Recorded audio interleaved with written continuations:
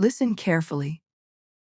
There is a secret current flowing beneath your consciousness, a vibration that once assumed will summon money to you as naturally as breath.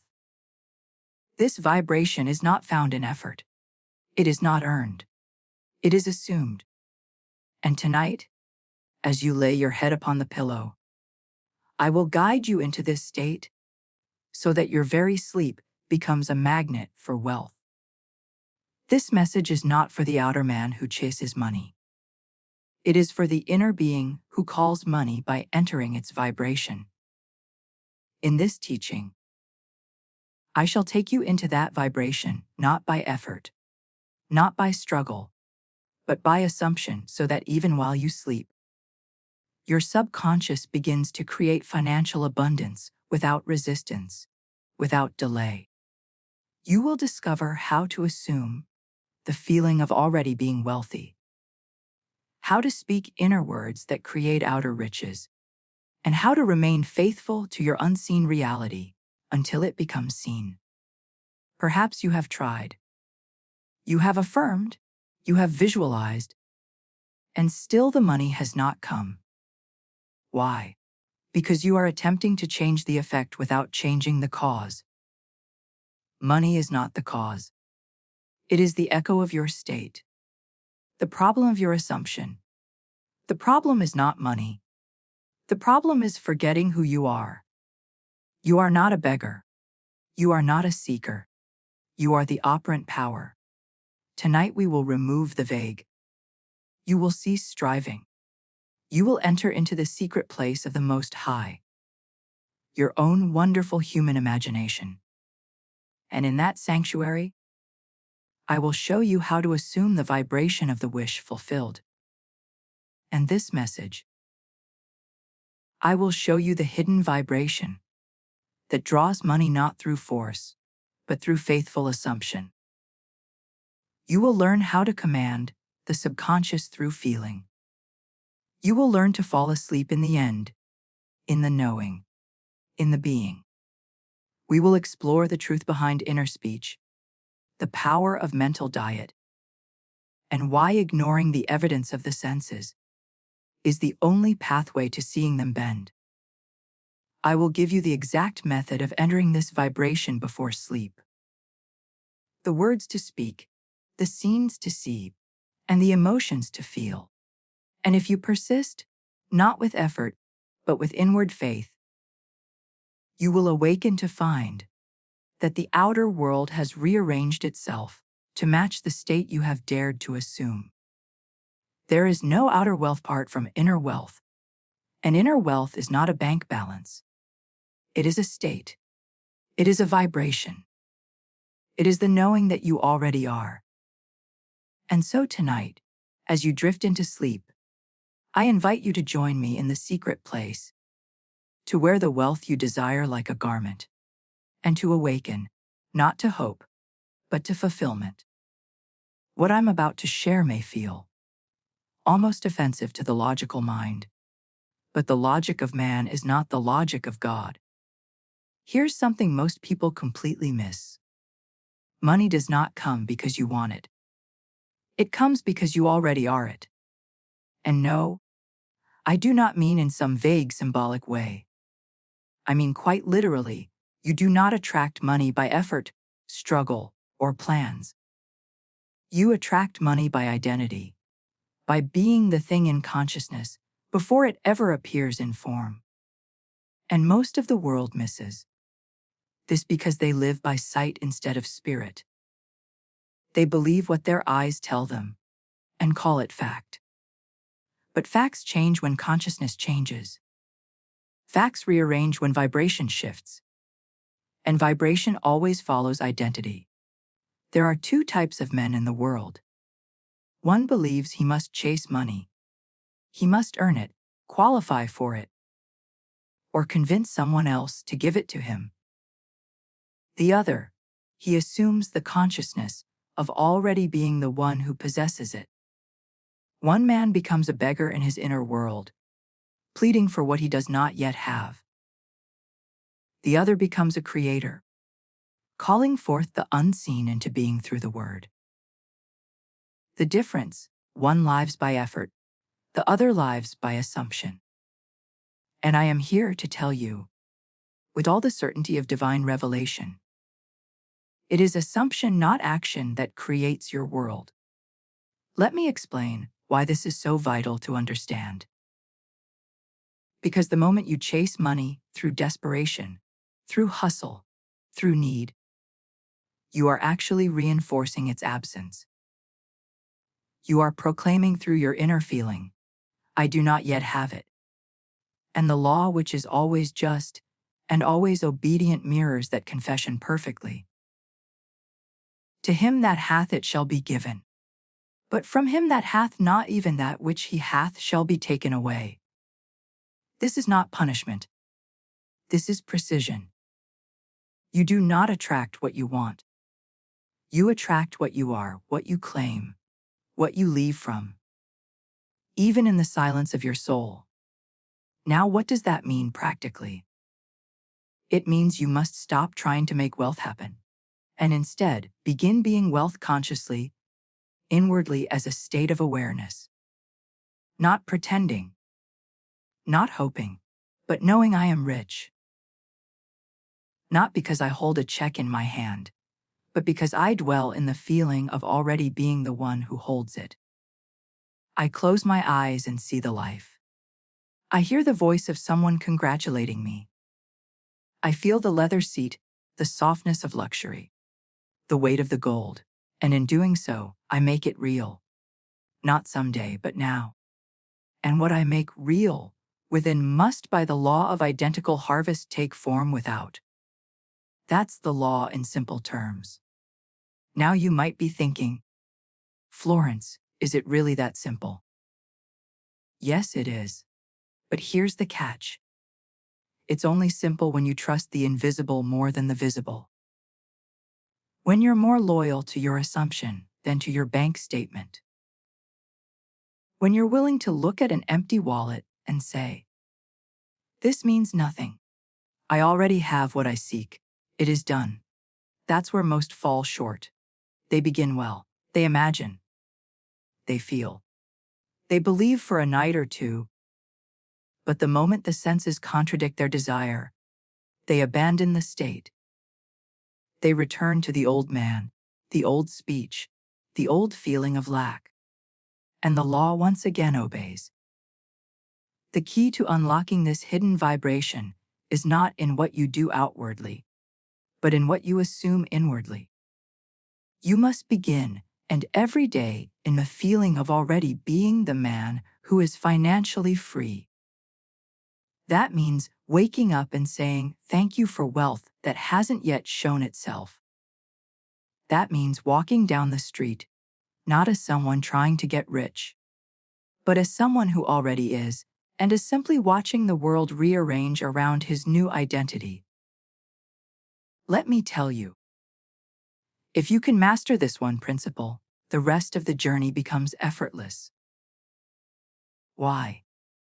Because once you truly feel yourself to be the man who has it, you stop chasing.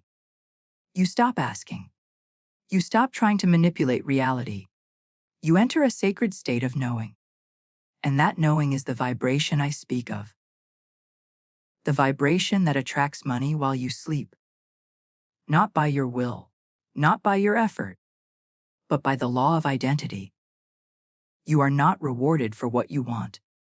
You are rewarded for who you are. And who you are is nothing but the sum total of your dominant assumptions. So here is the invitation tonight before sleep. Do not ask for more. Do not beg or plead. Instead, assume that the money has already come. Assume that the bank account is already full. Assume that the clients, the sales, the success are already part of your story, and let the law do what it always does. It mirrors your inner man. You do not need to force the outer. You need only to dwell in the end. And when you do, the end will take care of itself. That's powerful enough on its own. But combine it with what I'm about to show you next, and you will never again see yourself as separate from wealth. You'll understand why the secret was never hidden from you. It was hidden in you. And it's time we bring it out into the light. Now, here is what most never stop to realize, and it is the root of their struggle. They think their circumstances are the truth, but circumstances are nothing but shadows cast by the light of their self-concept. You are not experiencing life. You are experiencing yourself, your world, your money, your relationships, your opportunities, your bank account. They are all outer garments wrapped around the invisible core of your own inner identity. And unless that identity changes, nothing else can. You may try to hustle your way to wealth. You may affirm and strive and script until your fingers cramp and your voices. But if deep down you still carry the concept of one who must hustle, one who lacks, one who struggles, then the law has no choice but to echo that self-defend.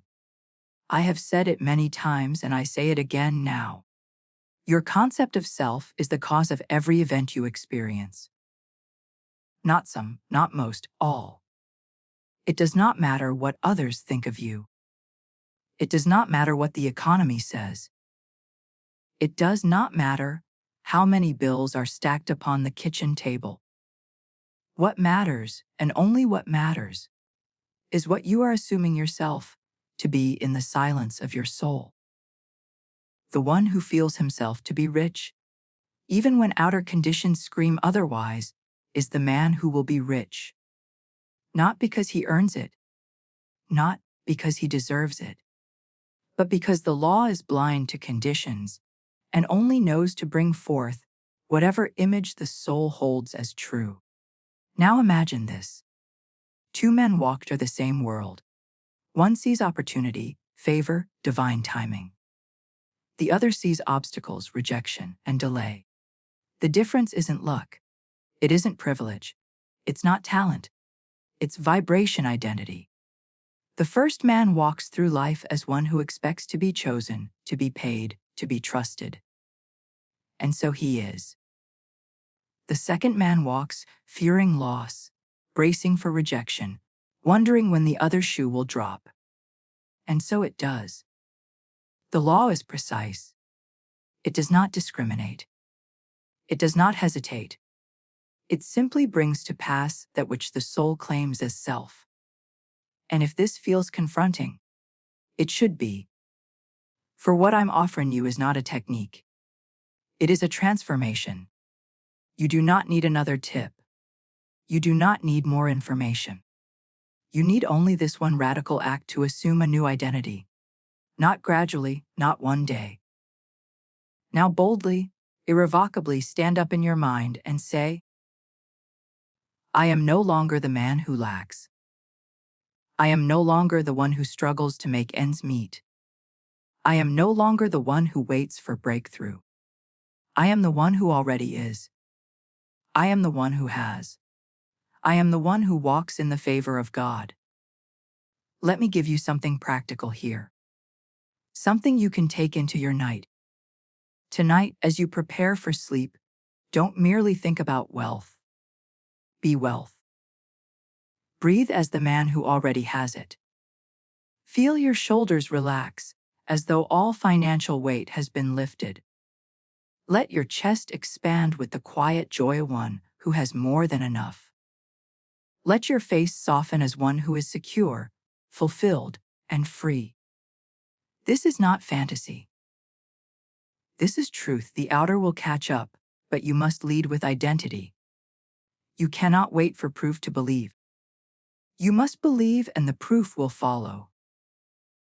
Let me tell you how I used this. There was a time in my life where I had not a dollar to my name. I stood in New York City with no money, no ticket home, no promise of income. But I did have one thing. I had my imagination. And so I used it. I clothed myself inwardly, with the feeling already being in Barbados, already provided for, already favored.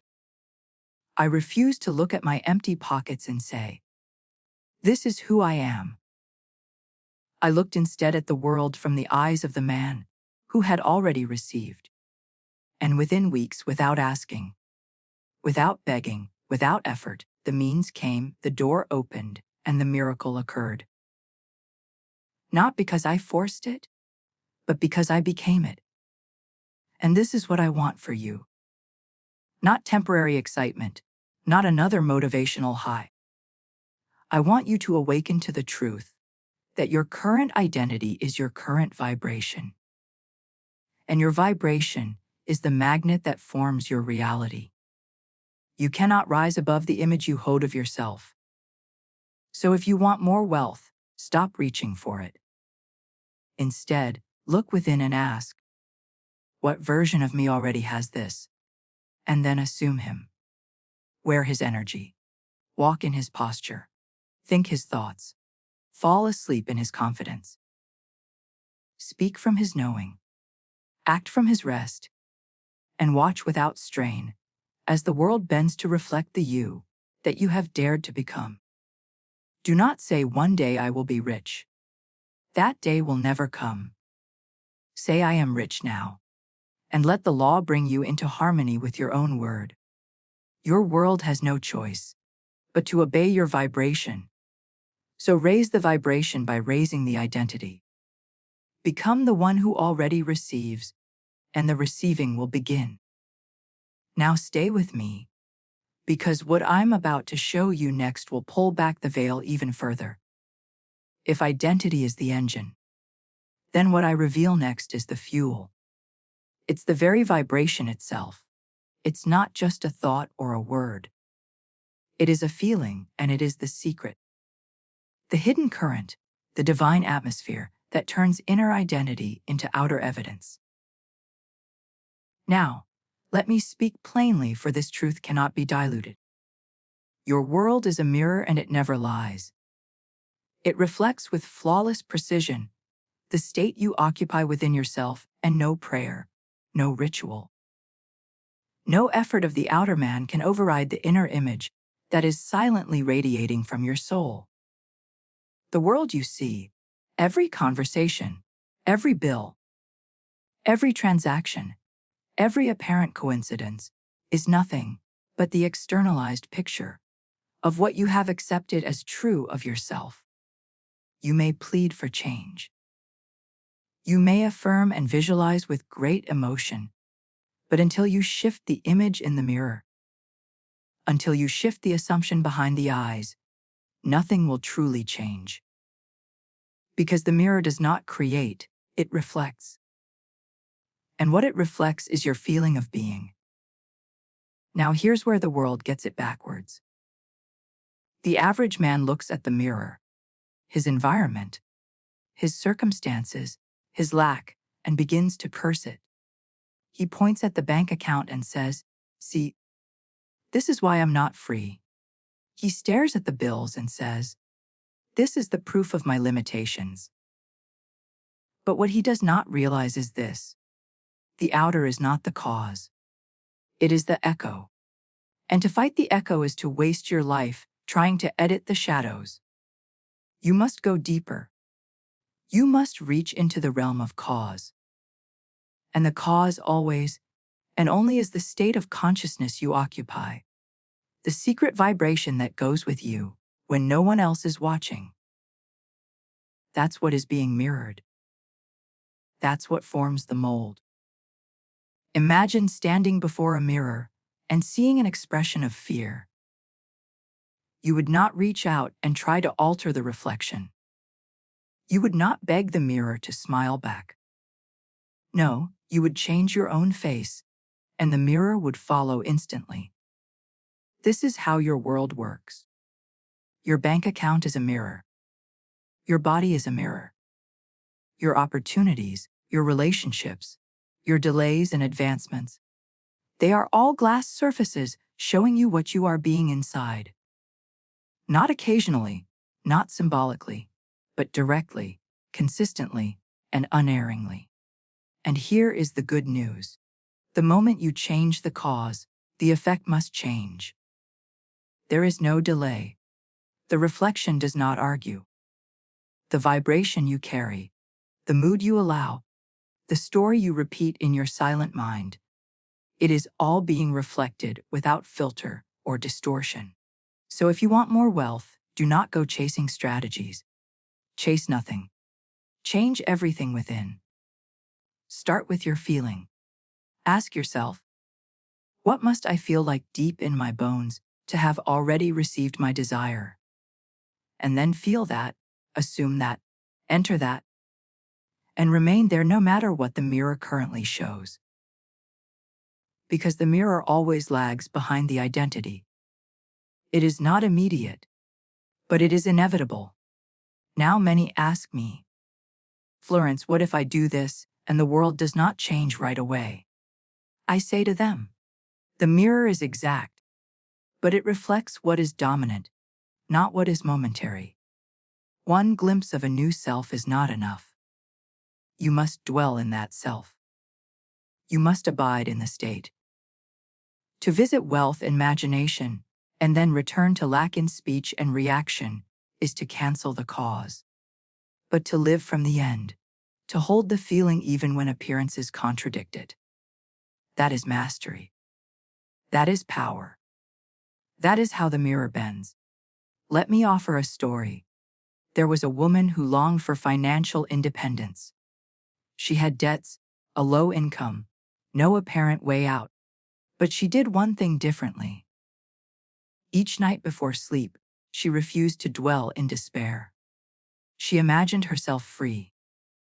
She imagined the delight of writing the final check to clear her balance. She heard the inner voice of a friend saying, "You're doing so well." She let herself feel the peace of knowing that money was always available. And she persisted. Even when the phone rang with creditors, even when the job didn't pay enough, even when her mind said, "Be realistic." She persisted in the assumption of freedom. And in time, and with utter simplicity, the bridge of incidents unfolded. Unexpected income, a new opportunity, a conversation that led to breakthrough, and the mirror shifted. Not because the outer changed her, but because she changed the reflection. You see, when you stop fighting the mirror and start feeding the image, everything aligns. You no longer panic when lack appears. You revise it. You no longer chase proof. You become the proof. You no longer fear what the world says. You speak to the world from your new state, and the world answers back accordingly. This is the true meaning of as within, so without. It's not a metaphor. It's not poetry. It is law. Immutable, unfailing, divine law. And once you understand this, once you live by it, you cease to be a victim of circumstance and become the master of reflection. So tonight I invite you before you sleep, look not at the world but into the mirror of your mind. What do you see? What do you assume? What feeling are you resting in? If it is anything less than the fullness of wealth, then shift gently but firmly. Close your eyes and paint a new image, not as a fantasy, but as a fact. Let the feeling of money already received take hold. Let the state of being rich become normal. Let the mirror catch up to the new man. And it will. Oh, now that you've seen how identity creates vibration, and how vibration reflects itself through the mirror of reality, let us go deeper still, because identity alone is not the power. Identity must be fused with feeling. It is not enough to say, "I am wealthy." You must feel it, dwell in it. Saturate yourself in the atmosphere of the wish fulfilled, because that feeling, that is the hidden vibration, and that is where we are going next. Here's the truth the world has overlooked for centuries. And yet it sits plainly on every page of scripture, concealed in parable, revealed in vision, lived out in silence by the mystic, who the mystic who dares to feel beyond fact. It is feeling, not thought, that creates form. It is not what you think about money that draws it to you. It is not how you analyze, research, or speak of it. It is how you feel yourself to be in relation to it. That is the hidden vibration. That is the living prayer. That is the emotional atmosphere you carry into the night. When the mind falls silent, and the subconscious opens its gates wide to receive, and what it receives is not your words, but your feeling, what you accept as real, true, and already so. You must understand the subconscious mind is not swayed by logic or impressed by volume. It does not respond to effort or eloquence. It accepts only what is felt as true. It hears not what you say, it hears what you feel. So if you go to bed declaring, "I am wealthy, I am abundant," but beneath the surface, you are still worrying, doubting, watching the calendar and the account balance, then the true vibration, the one that is being impressed, is lack. And the law, which is exact, which does not argue, which does not interpret, but only obeys, will mirror that feeling of lack in your waking life. But turn now to a higher principle. Instead of repeating empty affirmations from the lips, let the heart speak. Instead of saying, "I am rich," like a parrot, say it like God. Say it and feel the thrill of it. Feel the security, the ease, the deep relaxation that comes from knowing you have more than enough. Feel the delight of giving, the freedom of choosing, the power of provision flowing to you like breath. That feeling is what the law hears. That feeling is the prayer. That feeling is the magnetic field that surrounds you in sleep, weaving together events and people and possibilities until the form matches the feeling. You see, the law does not need to know how. It does not need your intellect. It needs only your conviction, your assumption sustained in feeling. This is why I say again and again, do not wait to feel successful until you see the success. That is living by sight. That is the old man. Instead, feel the success before it arrives. Embody it. Rest in it. Let it become your emotional home. Then, and only then, will the outer world take shape accordingly. For the form always follows the feeling. Now this may seem counterintuitive, but here lies the great reversal of the spiritual path. The effect is not money. It is the cause. The cause is you. And your feeling is the language through which you write the script. If you wish to change the outer scene, change the inner mood. Begin now. Not after the raise, not after the deal closes, not after the debt is gone. Begin now to feel differently. Choose a new inner atmosphere, not one of wishful thinking, but of completed desire. Because the subconscious is not impressed by hopes. It responds only to that which is felt as already true. Let me offer you something practical. This evening, when the world grows quiet and your head meets the pillow, take just a few moments to enter into the feeling of the wish fulfilled. Not to think about it, but to be it. Let your imagination lift you out of the facts and into the feeling of the end realized. See what you would see. Hear what you would hear. Touch you would touch if it were already so.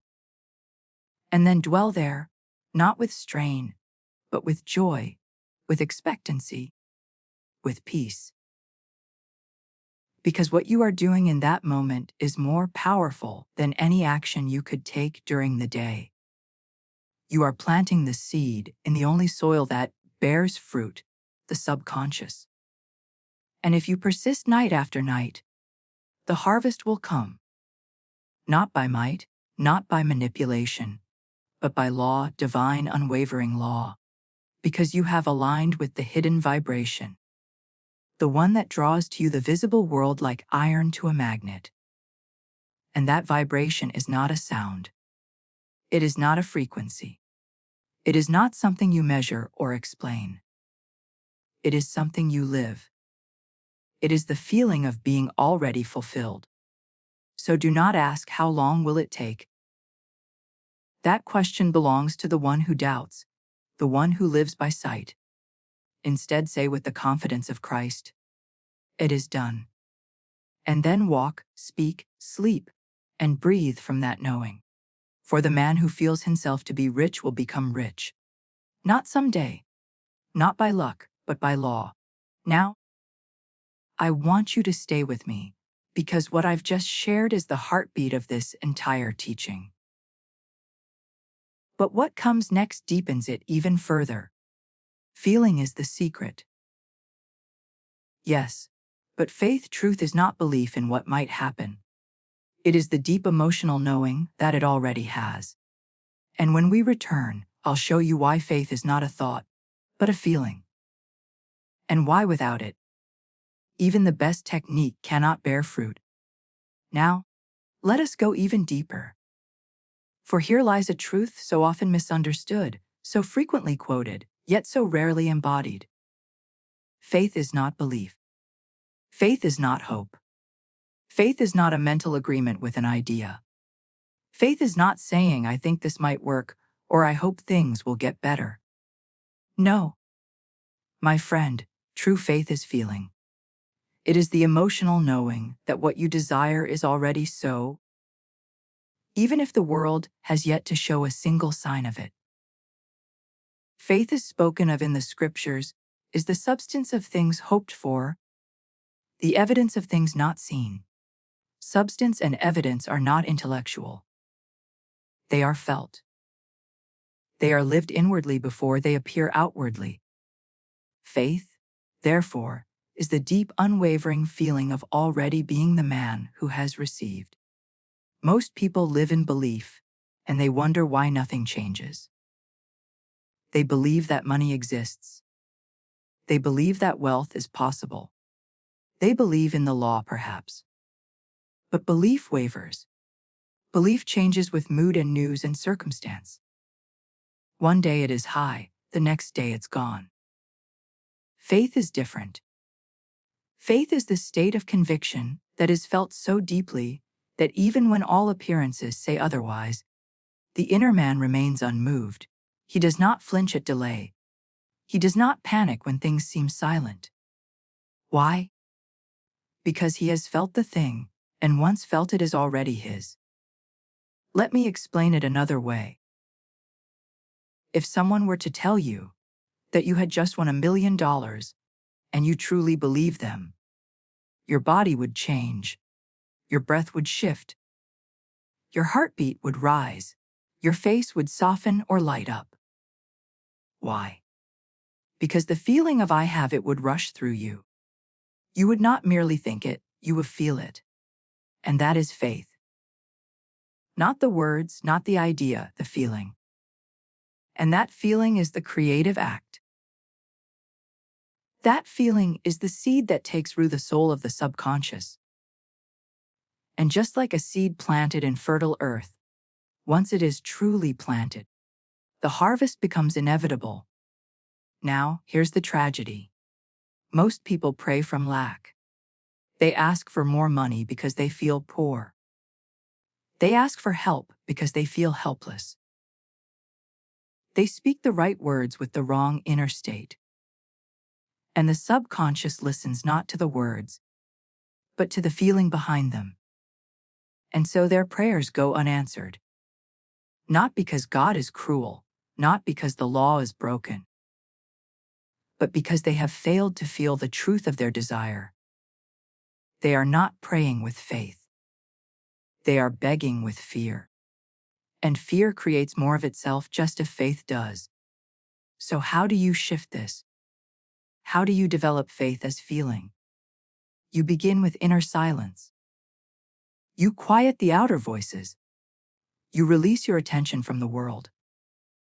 You close your eyes and enter the inner sanctuary. the secret place of the Most High. And there in imagination you see what you would see if your desire were already fulfilled. You hear what you would hear. You touch what you would touch. And most importantly, you let yourself feel what you would feel. You let the joy rise. You let the relief wash over you. You let the certainty settle in your bones. You do not wait to feel that way. You cause it. You awaken it by choice. And when that feeling becomes dominant, when it becomes your dwelling place and not just a fleeting visit, then you are living in faith. And faith? True faith always manifests. Let me be even clearer. When you say, "I am rich," but deep down you still feel like one who is barely surviving, the law hears the survival. It does not bring you what you say. It brings you what you feel. But when you say, "I am rich," and something within you clicks, something within you feels it, even if just for a few moments, that is when the seed is planted. And if you can water it with repetition, with persistence, with silence and stillness, then it must grow. For it is written, "Be it unto you according to your faith." Not your effort, not your logic, your faith, your inner knowing, your felt sense of completion. Now, someone may ask, "Florence, how long must I do this?" And I answer, until it feels natural. Until it is no longer a performance but a presence. Until the state of already having is more real to you than the state of wanting. Until the inner experience becomes sweeter than the outer noise. Because once it is natural, it is yours. And once it is yours, the outer world will bow. It cannot do otherwise. The vibration of possession, of completion, cannot be denied. It calls the visible out of the invisible. It shapes the seen from the unseen. And it does so without effort, without striving, and often without you lifting a finger. So tonight, do not pray from desperation. Do not speak words that your heart cannot feel. Instead, enter the feeling. Let it become your atmosphere. Let it become your reality. Let the world fade away for a moment, as you sit in the knowing that your wish is already fulfilled. That is prayer. That is creation. That is the hidden vibration. And once you touch it, once you dwell in it, you will never go back. You will understand why the Master said, "One ye, pray, believe that ye have received it, and ye shall have it." Because in the vibration of belief as feeling, the thing itself is born. Stay with me. Because what I share next is not just an extension of this. It is the completion of it. If faith is the substance, then the next piece is how to wrap that substance in form. It is the practical mystery of how to plant the feeling deep in the subconscious. And it happens most powerfully while you sleep. Now we arrive at the sacred convergence of the inner and the outer, of faith and fulfillment, of imagination and reality. The place where the invisible becomes visible, where the formless takes form, where that which is hoped for emerges into the world as flesh. And it is here that the ancient scripture whispers its eternal truth, one which is so often spoken and so seldom understood. Faith is the substance of things hoped for, the evidence of things not seen. Substance. Evidence. Do not let the poetry of the phrase distract you from the power it holds. For these are not metaphors. They are metaphysical law. This is not suggestion or sentiment. It is structure. When you hope for a thing and enter into the state of already having received it, the feeling you dwell in becomes the very substance that gives rise to its material form. That feeling is not illusion. It is cause. It is divine substance waiting to be shaped into fact. You see, most imagine that hope is weak, passive, fragile. But hope, when joined to faith, when clothed in conviction, and made alive through feeling, is not a wish. It is a blueprint. And your subconscious mind, that infinite builder, takes that blueprint and begins at once to move the pieces of your world into alignment. People, opportunities, conversations, intuition, all begin to shift and align themselves with the pattern you've impressed upon the deep. And that pattern is not made with words. It is not made with repetition alone. It is made with feeling. It is made with the mood of the wish fulfilled. So what is the evidence of things not seen? It is not outer proof. It is not something you can show another. It is your own inner state. It is the peace you feel when you have truly assumed your desire. It is the stillness that settles in your chest when you know without needing to see that it is already yours. And it is that peace, that quiet, deep, steady knowing that draws the form invisibility. It may come tomorrow. It may come in a week. It may come through channels you never imagined. But it will come for that which you feel a true, consistently, faithfully, with thanksgiving, must become your experience. Let me be clear.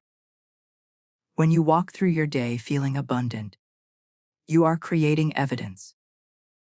When you give thanks not for what has happened, but for what is already yours in imagination, you are creating substance.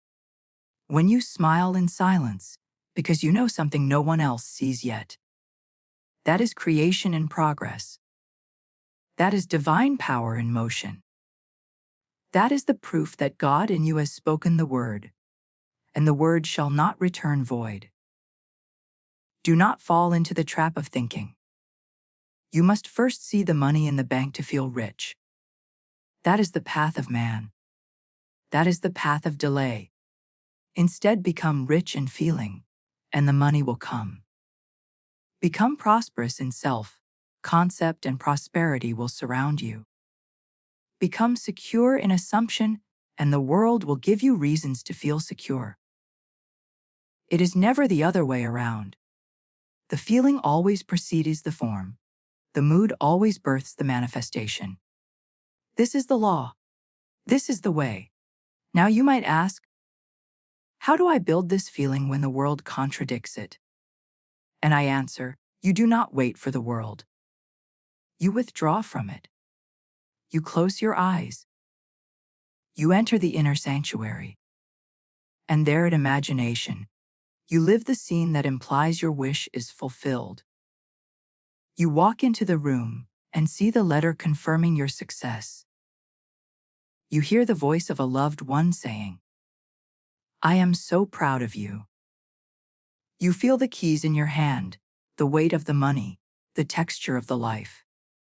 And you don't merely observe it. You feel it as real. You walk in it, breathe in it, rest in it. And as you do, you are building the substance. You are writing the invisible architecture of your new world. But here is the great secret. This is most powerful when done before sleep. Because when you sleep, the conscious mind grows still. The critical faculty phase, the gate to the subconscious, opens wide. And what you feel in that moment, what you take into the darkness, is planted in the fertile soil of eternity. It does not question. It does not resist. It accepts and it builds. So do not fall asleep in worry. Do not fall asleep in regret. Do not fall asleep rehearsing failure. That is planting poison. Instead, fall asleep in victory, in wealth, in the satisfaction of a fulfilled dream. Let that be the last impression upon your soul before you surrender to the night. And that vibration will go to work while your body rests. You are not here to beg. You are not here to hope with uncertainty. You are here to command, not by force, but by assumption. You are here to feel your world into being. That is the divine gift. That is the power given unto you. That is the mystery hidden in plain sight. So embrace it, practice in it, and know. Every inner feeling when sustained becomes form. It is inevitable. It is law. Now, if you've truly heard what I've just said, if it has struck something in you deeper than thought, then you are no longer the same man who began this video. You've begun to move inwardly from effort to embodiment, from desire to possession, from hope to being. And this shift, this inner movement is the vibration that calls forth money while you sleep. But we are not finished yet, because what I am about to show you next is the gate through which this vibration passes into the subconscious with greatest ease. It is the sacred doorway that every mystic has used whether he knew it or not. And it is found in the moment between waking and sleep. Now I will lead you gently into the deepest mystery. One that requires no ritual, no guru, no special tools, only the stillness of your own spirit. For there is a narrow gate through which all creation passes, a threshold that few recognize, yet all experience each and every night, often without knowing the power that resides within it. I call it the state akin to sleep or SADS. Not because it is sleep itself, but because it is the borderland, the twilight shore between the conscious and subconscious, the fading of the senses, the surrender of will. The moment when the outer world recedes and the inner world opens like a temple veil, being torn in two. It is in this state that the seed of assumption finds perfect soil. It is here that your word becomes flesh. You must understand this state is not ordinary sleep. It is not unconsciousness. It is not dreaming. It is the threshold. It is the moment when thought is still but awareness remains. When the body is at rest, yet the imagination is alive and lucid. And in that sacred silence, the subconscious mind, which creates all things, stands open and receptive, awaiting only the feeling, the image, the conviction you dare to bring to it. What you plant in that moment, it will express not symbolically, not abstractly, literally, precisely, faithfully, without exception. This is why the moments before sleep are so holy. For in them you are no longer distracted by the day's noise. The world cannot contradict your claim. The phone is silent. The mind is slowing. The body is yielding. And into that quiet, you may now introduce the feeling of the wish, fulfilled not as a passing thought, but as an experience. Let it be real. Let it be felt. Let it become your emotional atmosphere. And then, allow yourself to drift into the depths of sleep while still feeling the reality of that state. You need not force anything. You need not visualize with effort. Simply feel, assume, rest in the knowledge that it is done. Let me be perfectly clear. This state is not about fantasizing. It is not about wishing. It is not about scripting the future like a playwright. It is about dwelling in the end. Not as a viewer, not as a spectator, but as the one who is already there, already successful, already wealthy, already free, already in possession of the life he once only hoped for.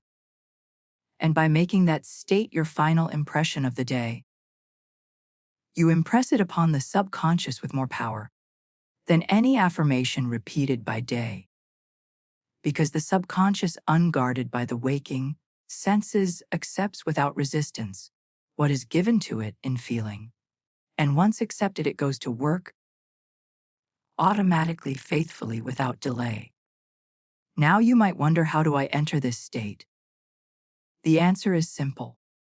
By slowing down, by letting go, by laying aside the burdens of the outer world and sinking inward. You do not chase sats. It arrives naturally when you stop striving. Lie down in your familiar sleeping posture. Let your breath become rhythmic and calm. Let your muscles release their tension. And then before sleep fully takes you, turn inward. Begin to feel, not to think, but to feel the reality of your desire fulfilled. Perhaps you imagine a simple scene. You see yourself opening a letter, reading the confirmation of a payment, or you feel the weight of money in your hand, or you hear someone you love say, "You did it." It matters not what the scene is, so long as it implies the wish fulfilled. What matters is that it feels real. So real that you begin to smile or breathe deeper, or feel your body respond. This is not a mental exercise. It is a spiritual act. It is the sowing of your future into the womb of God. It is the speaking of the word in silence. And the word, when spoken with feeling in this sacred state, cannot return void. It must bring forth after its kind. The subconscious does not argue. It does not analyze. It only receives and reflects. So what you give it in that moment, what you feed yourself to be in sats, will become your reality. Maybe not tomorrow, but soon and without effort. And in a way so natural you may forget you ever imagined it until it arrives and you remember. Let me offer you something that will deepen your experience. Before sleep, whisper inwardly, "Isn't it wonderful?" And let your imagination fill in the reason. Let your soul answer the question with feeling. Maybe it's wonderful because the money came. Maybe it's wonderful because the pressure lifted. Maybe it's wonderful because life is now rich and sweet and generous to you.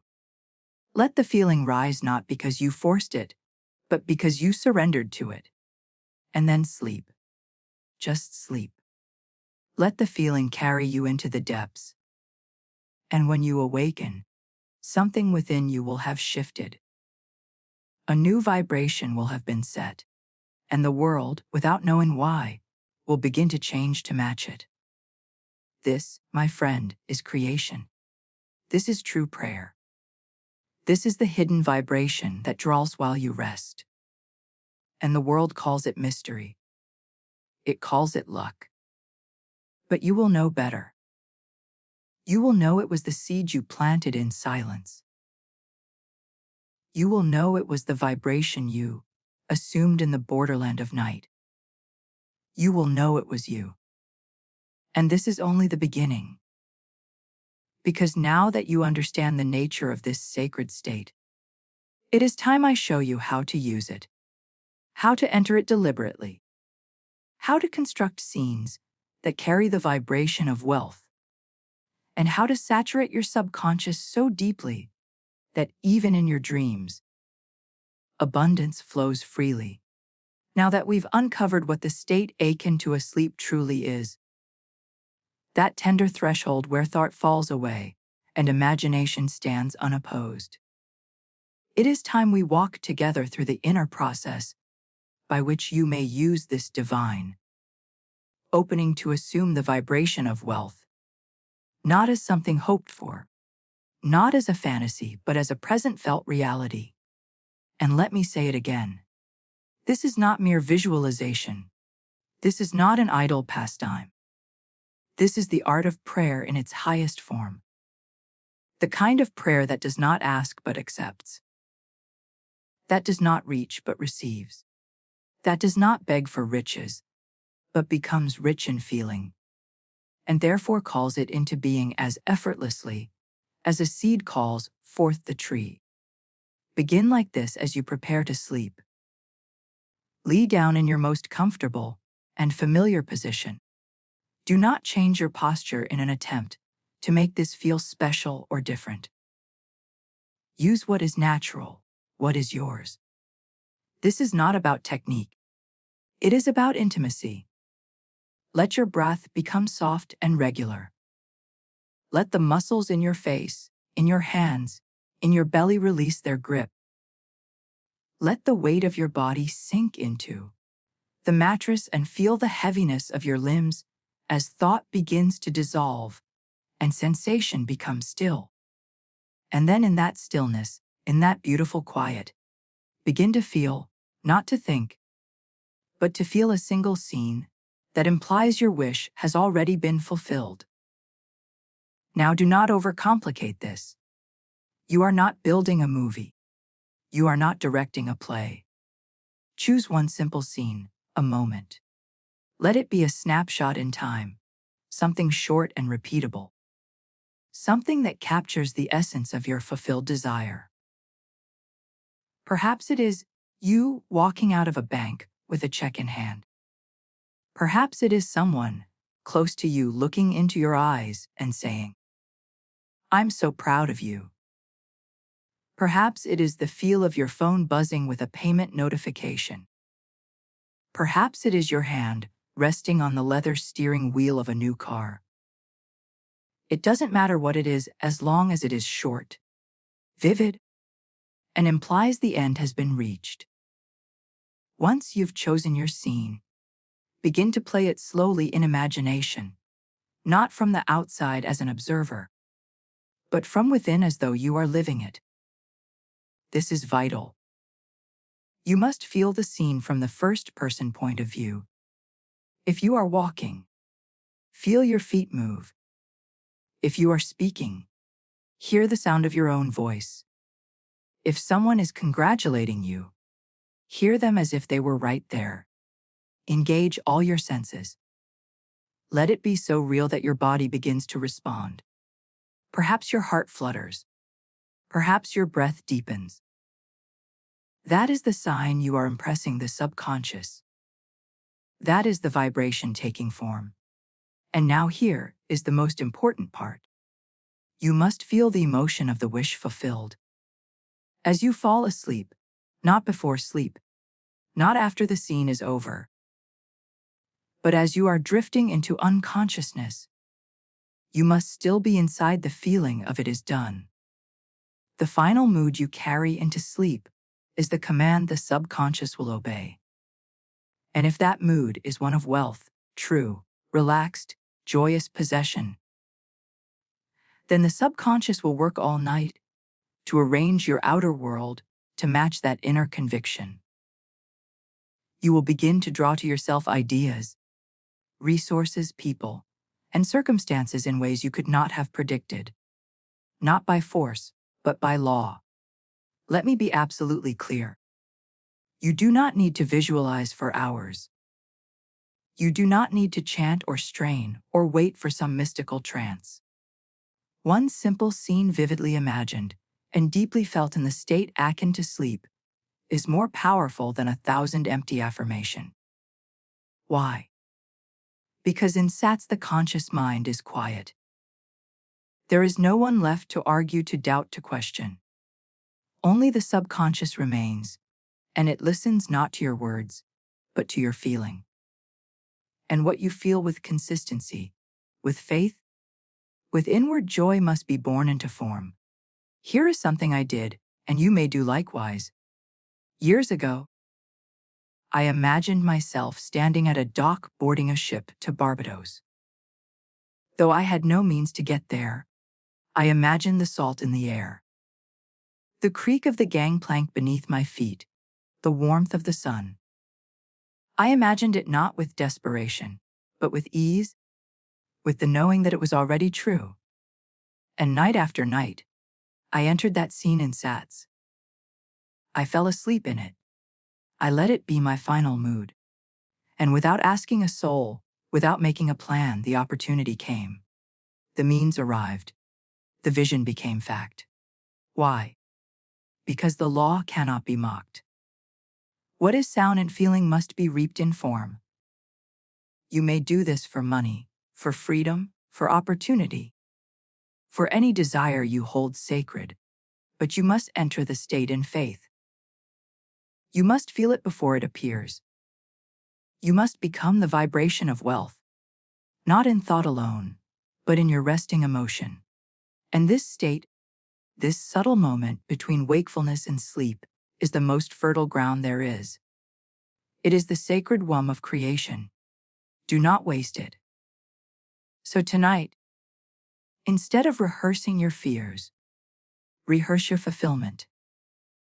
Instead of sinking into sleep with dread, sink into the joy of answered prayer. Play your scene. Feel it is real. Smile in the dark as one who knows. And then let go. Fall into the depths knowing that the seed has been sown. And watch as the world, obedient to the vibration you carried into slumber, begins to reflect your new assumption in ways you never imagined. And we are not yet done. Because now that you know how to use this sacred state to impress wealth upon the deep, I must show you why. This state, this sleep-filled vibration, is the most powerful vibration of all. Because once asleep, man no longer chooses. He becomes. And what he becomes in that last moment of awareness, he must express when he wakes. Now let me reveal to you the deepest mystery of all. That the vibration you carry into sleep is the one most faithfully obeyed by the subconscious. For once man has crossed the threshold of waking thought and entered the silence of slumber, he no longer chooses, no longer argues, no longer contradicts. In that state, he simply is. And what he is in feeling, what he last assumed to be true, becomes the law of his being. In that space, you are no longer planting seeds. You have become the seed. You are no longer rehearsing a seed. You are dwelling within it. You are no longer attempting to believe. You are belief itself. And this is why the final vibration, the mood, the assumption, the emotional state you carry into sleep is the most powerful, the most formative, the most causative force you will ever touch. You see, in waking life, your desires are often diluted by the countercurrents of doubt. You imagine, yes. But then you check your phone, read the news, look at your bank account, and suddenly the fire dims. You begin to oscillate between faith and fear, between conviction and confusion. But sleep is different. Sleep is sacred. It is the daily death and resurrection. It is the undoing of distraction and the great equalizer of all men. And in that sacred moment before you surrender, the gates of the subconscious swing wide open. The gods of logic have laid down their arms. The centuries of reason are asleep at their post. And in that silence, your assumption walks through unchallenged.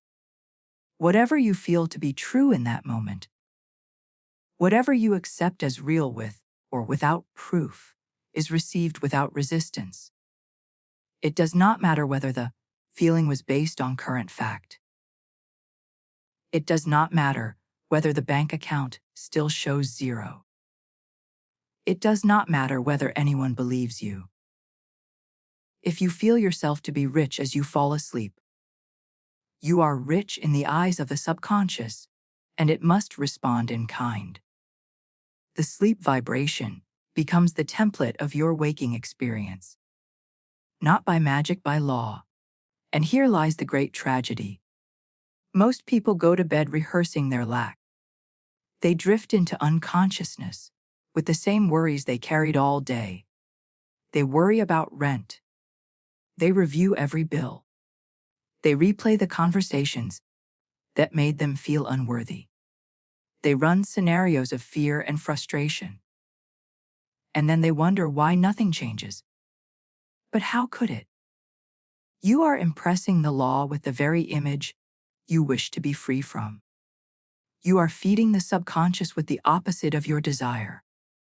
And the law, ever faithful, reflects it not as punishment, but as precision. So I say unto you, take control of your nights. Guard that final 5 minutes as though it were a throne room, because it is. You are standing before your own creative power. And what you feel in that moment becomes the command. Do not approach it casually. Do not drift aimlessly. Be intentional. Be reverent. Be bold. Carry into sleep the vibration of your fulfilled desire. Let it be sweet. Let it be peaceful. Let it be done. Perhaps you say to yourself, I am so grateful. Everything is working in my favor. Money flows to me now in perfect ease. And let that not be a recital of words, but a robe of feeling that you wear into the darkness. Perhaps you see yourself living in the new home, not from afar, but from within, touching the furniture, cooking in the kitchen, hearing the birds outside your window, and you do not strain. You do not force. You simply feel. You let it be so. And then as your body grows heavy, you allow sleep to come, trusting that what you have felt shall be made manifest in time.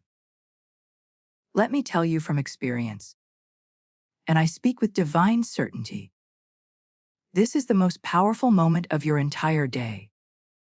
Not the hours you spent reading, not the conversations you had, not the actions you took. No, this moment. This silent offering of feeling into the deep carries more creative power than all your efforts combined, because it is pure. It is unchallenged.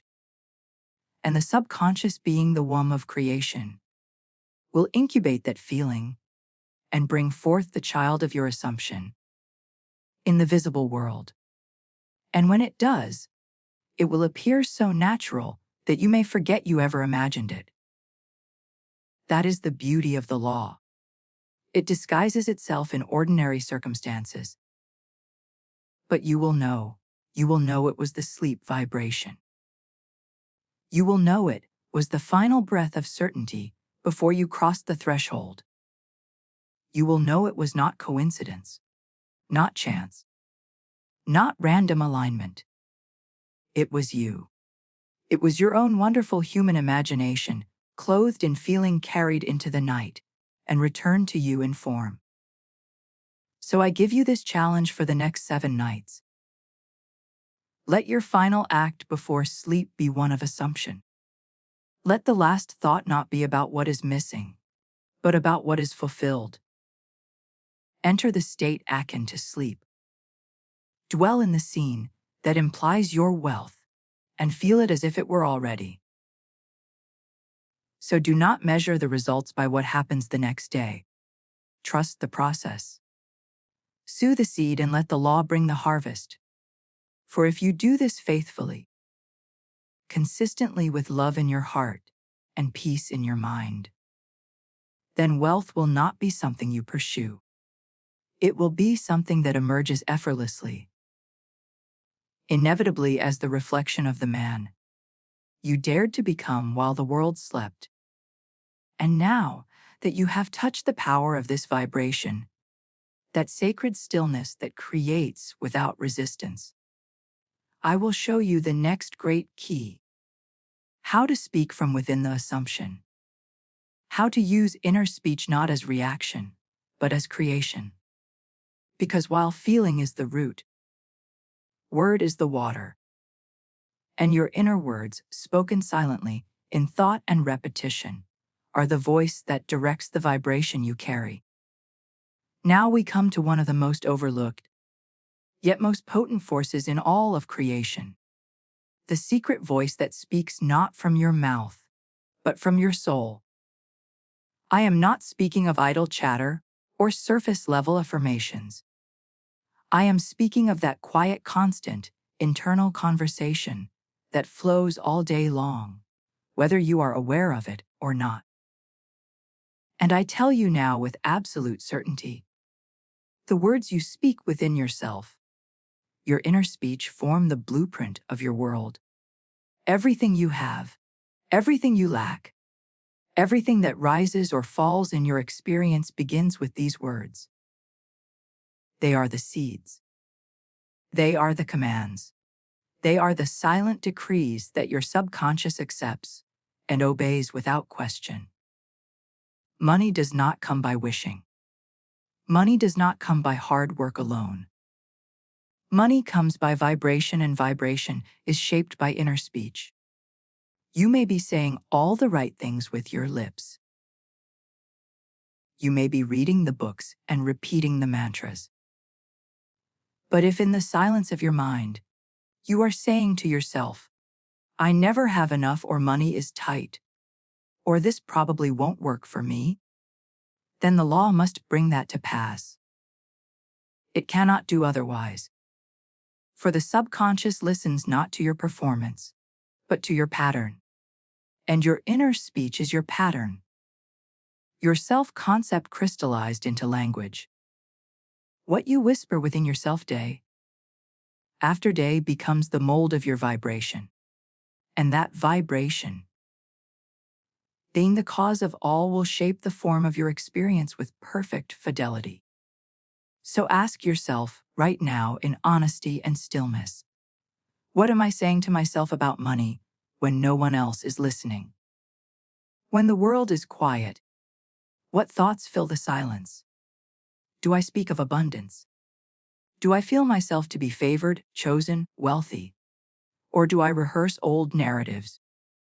Narratives of struggle, of not enough, of barely scraping by. And do I carry those inner words into my work, into my relationships, into my sleep?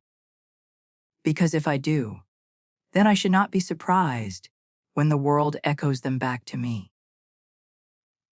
For the world is the mirror, and inner word is the voice it reflects.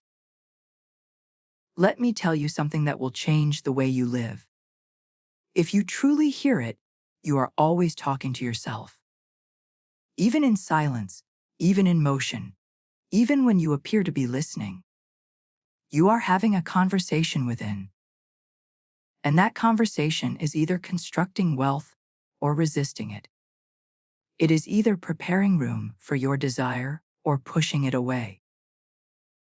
You are either saying, I am rich, and feeling the weight of that truth, or you are saying, I hope one day, and remaining the beggar in the temple of your own power. But once you awaken to this, you are no longer victim. You become the architect. You begin to use your inner speech deliberately. You begin to watch your words not out of fear, but out of reverence. You understand that every I am you speak is a declaration, a law unto itself. When you say I am broke, you are not describing a condition. You are creating one. When you say I can't afford it, you are not stating a fact. You are setting a boundary. The law must obey. But when you say I always have more than enough, or money flows to me effortlessly, and you say it with sincerity, with feeling and with repetition, then you are planting a new vibration, and that vibration must be answered. Here is something you must know. The subconscious does not argue. It does not weigh truth or fiction. It accepts what you give it, especially what you give it often and with emotion. So speak inwardly in a way that matches the world you desire, not the world you see. Speak from the place of the wish fulfilled, and not from the place of your past. And when you feel the temptation to revert to old speech, old reactions, catch yourself gently and return to the truth of your new identity. Say within, that is no longer who I am. I am wealthy now. I am abundant now. I am supported, favored, and richly provided for. And say it not with desperation, but with delight, with gratitude, with calm certainty. Let me give you something practical. Begin to create phrases that affirm your wealth, not to convince, but to assume. Say things like, isn't it wonderful how money always shows up? Or, I love how money flows to me in the most unexpected ways. Or simply, I am rich, and it feels natural. Let these become your new inner vocabulary. Let them repeat in the background of your day. Whisper them in your heart as you walk, as you eat, as you lay down to sleep. Let them become your default conversation. And in time, the outer world must conform. It has no choice. The law must obey the voice of the inner man. This is the creative word. This is the logos within you. It is the voice of God in your soul. And when you align that voice with the feeling of the wish fulfilled, there is nothing that can resist you. For in that state, you are no longer a man speaking words. You are a divine being commanding form into existence. You are calling forth the riches of heaven into the earth of your experience. And it will come not by force, but by alignment.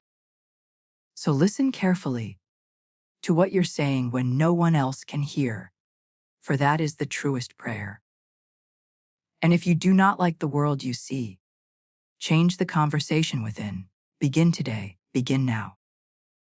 And you will be astonished at how quickly the mirror of reality begins to shimmer with the light of your new assumption.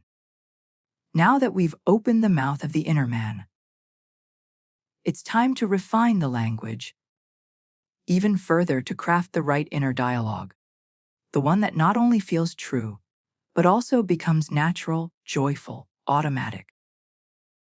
Because what you say when no one's watching is one thing but what you believe without effort. What you repeat with delight, that becomes the rhythm of manifestation. Now that we have uncovered the truth, that your inner speech commands the substance of your world, it becomes necessary to refine the instrument itself. You cannot simply silence the old voices of lack. You must replace them with something new, something alive, something vibrant, and true to the state you wish to embody. And this is not a matter of repeating phrases you do not believe, nor is it about layering sugar over fear. This is about crafting a language within yourself that feels natural, that feels true, that rises from the state of the wish fulfilled, not toward it. For when your inner dialogue flows from the end, when it flows from the assumption that your desire is already a fact, it becomes effortless, it becomes delightful, and it becomes the very rhythm of your vibration. Let me say something now that may forever change the way you speak to yourself. You are not trying to become wealthy. You are not trying to manifest money. You are simply becoming consistent in your awareness of already being the one who has. The inner dialogue, therefore, is not a strategy. It is an expression. It is not a tool of manipulation. It is the language of identity. When you walk in the consciousness of wealth, you do not need to persuade yourself. You simply speak as one who knows. And that knowing is not noisy. It is quiet, calm, relaxed, certain. It is the tone of someone who has already arrived. So begin by asking yourself this. If I were already the person I want to be, already rich, already free, already at peace, how would I speak to myself? What would I say? Not to get something, but because I already had it. That question is the doorway. Let it open you. Let it dissolve the frantic energy of needing to make something happen. And from there, begin to shape your inner words, not as performance, but as pleasure. Speak to yourself with joy, with affection, with the warmth of one who loves the life they live, not in fantasy, but in felt reality. Perhaps you say within yourself, "Isn't it wonderful how money flows so easily to me?" And you smile, not because you're trying to force the feeling, but because it begins to feel natural, like a memory you've stepped back into. Perhaps you say, "I love how supported I am." Or, "Every day something new surprises me with abundance." These are not affirmations to convince. These are acknowledgments, declarations. The voice of a man who has ceased seeking and has started resting. The key is repetition with sincerity, not mechanical, not robotic, not driven by fear, but gently, rhythmically, lovingly. Let your inner speech become a soft current running beneath your daily life. As you shower, walk, drive, cook, let it speak. I'm so thankful for this abundance. Things always work out for me. It's incredible how everything aligns for my good. Do not rush. Do not reach. Let the words find their own shape, their own cadence. Let them rise from the feeling you've already cultivated in your imaginal acts. Because when you feel rich, you speak richly. When you feel secure, your words follow suit. Inner speech in truth is not the cause of feeling. It is the companion. They walk together, and when united they command the law. Now let me tell you something from my own experience. I once began to repeat softly, and without effort, the phrase, "Isn't it wonderful?" Not tied to any specific outcome. Not focused on a particular desire, just a feeling, a vibration of gratitude, of expectancy, of mystery unfolding in my favor. And as I said it, day after day, night after night, something shifted. I didn't force the words. They became a tone, a melody within me, and the world responded. Opportunities opened, unexpected income arrived. My relationships shifted, not because I chased them, because I was vibrating at the frequency of fulfillment, and my speech reflected it. The phrase became my atmosphere, and the atmosphere attracted its own. You must treat your inner words as sacred. You must protect your mental conversations as you would your most treasured possession. For they are not idle. They are not neutral. Every word spoken inwardly when repeated becomes belief, and every belief when felt becomes law. If your inner dialogue is full of doubt, complaint, frustration, then that is the song the world will play back to you. But if your inner voice becomes kind, confident, clear, if it sings the tune of I am and I have, and it is done, then your days will begin to change without effort. They will change as a flower blooms, not because it is pushed, but because it was tended and tended. So begin today. Choose a few phrases that carry the feeling of your fulfilled desire. Let them be simple. Let them be joyful. Let them be true to you. Whisper them as you rise. Repeat them as you move through your day. Carry them into sads and fall with them in your heart. And most importantly, feel them. Let the words be soaked in conviction, in pleasure, in expectancy. Do not wait until the outer world matches them. Speak them because the inner world already has, and the outer must follow. And now that you are learning to speak from the fulfilled state, there is one final refinement. The most powerful phrase you will ever utter, the most sacred name you will ever speak, the vibration that called the universe into being and still rests within you waiting to be awakened. And that name is I am. There is no phrase in all of existence more powerful than these two simple words, I am. Before Abraham was, I am. Before there was light, before form took shape, and the stars began to burn, and the oceans were gathered into their places. It is the name of the Lord within you, the eternal spark that gives life to all things, the creative presence clothed in flesh. And yet men use this name every day, casually, thoughtlessly, often destructively unaware that every time they say I am, they are invoking the highest authority, declaring what is real and shaping the vibration of their world. For whatever you attach to, I am, whether whispered in joy or muttered in fear, becomes your reality. The world teaches you to say, I am tired, I am broke, I am unlucky, I am struggling. And then it calls these phrases honest, responsible, realistic. But I tell you now with divine urgency that every time you declare such things, you are taking the name of the Lord in vain. Not because you have offended God, but because you have offended your own creative nature. You have attached the sacred to the temporary. You have fused the eternal I am with a fleeting condition. And the subconscious, ever faithful, begins at once to outpicture that identity into your world. But what happens when you turn this current inward and upward?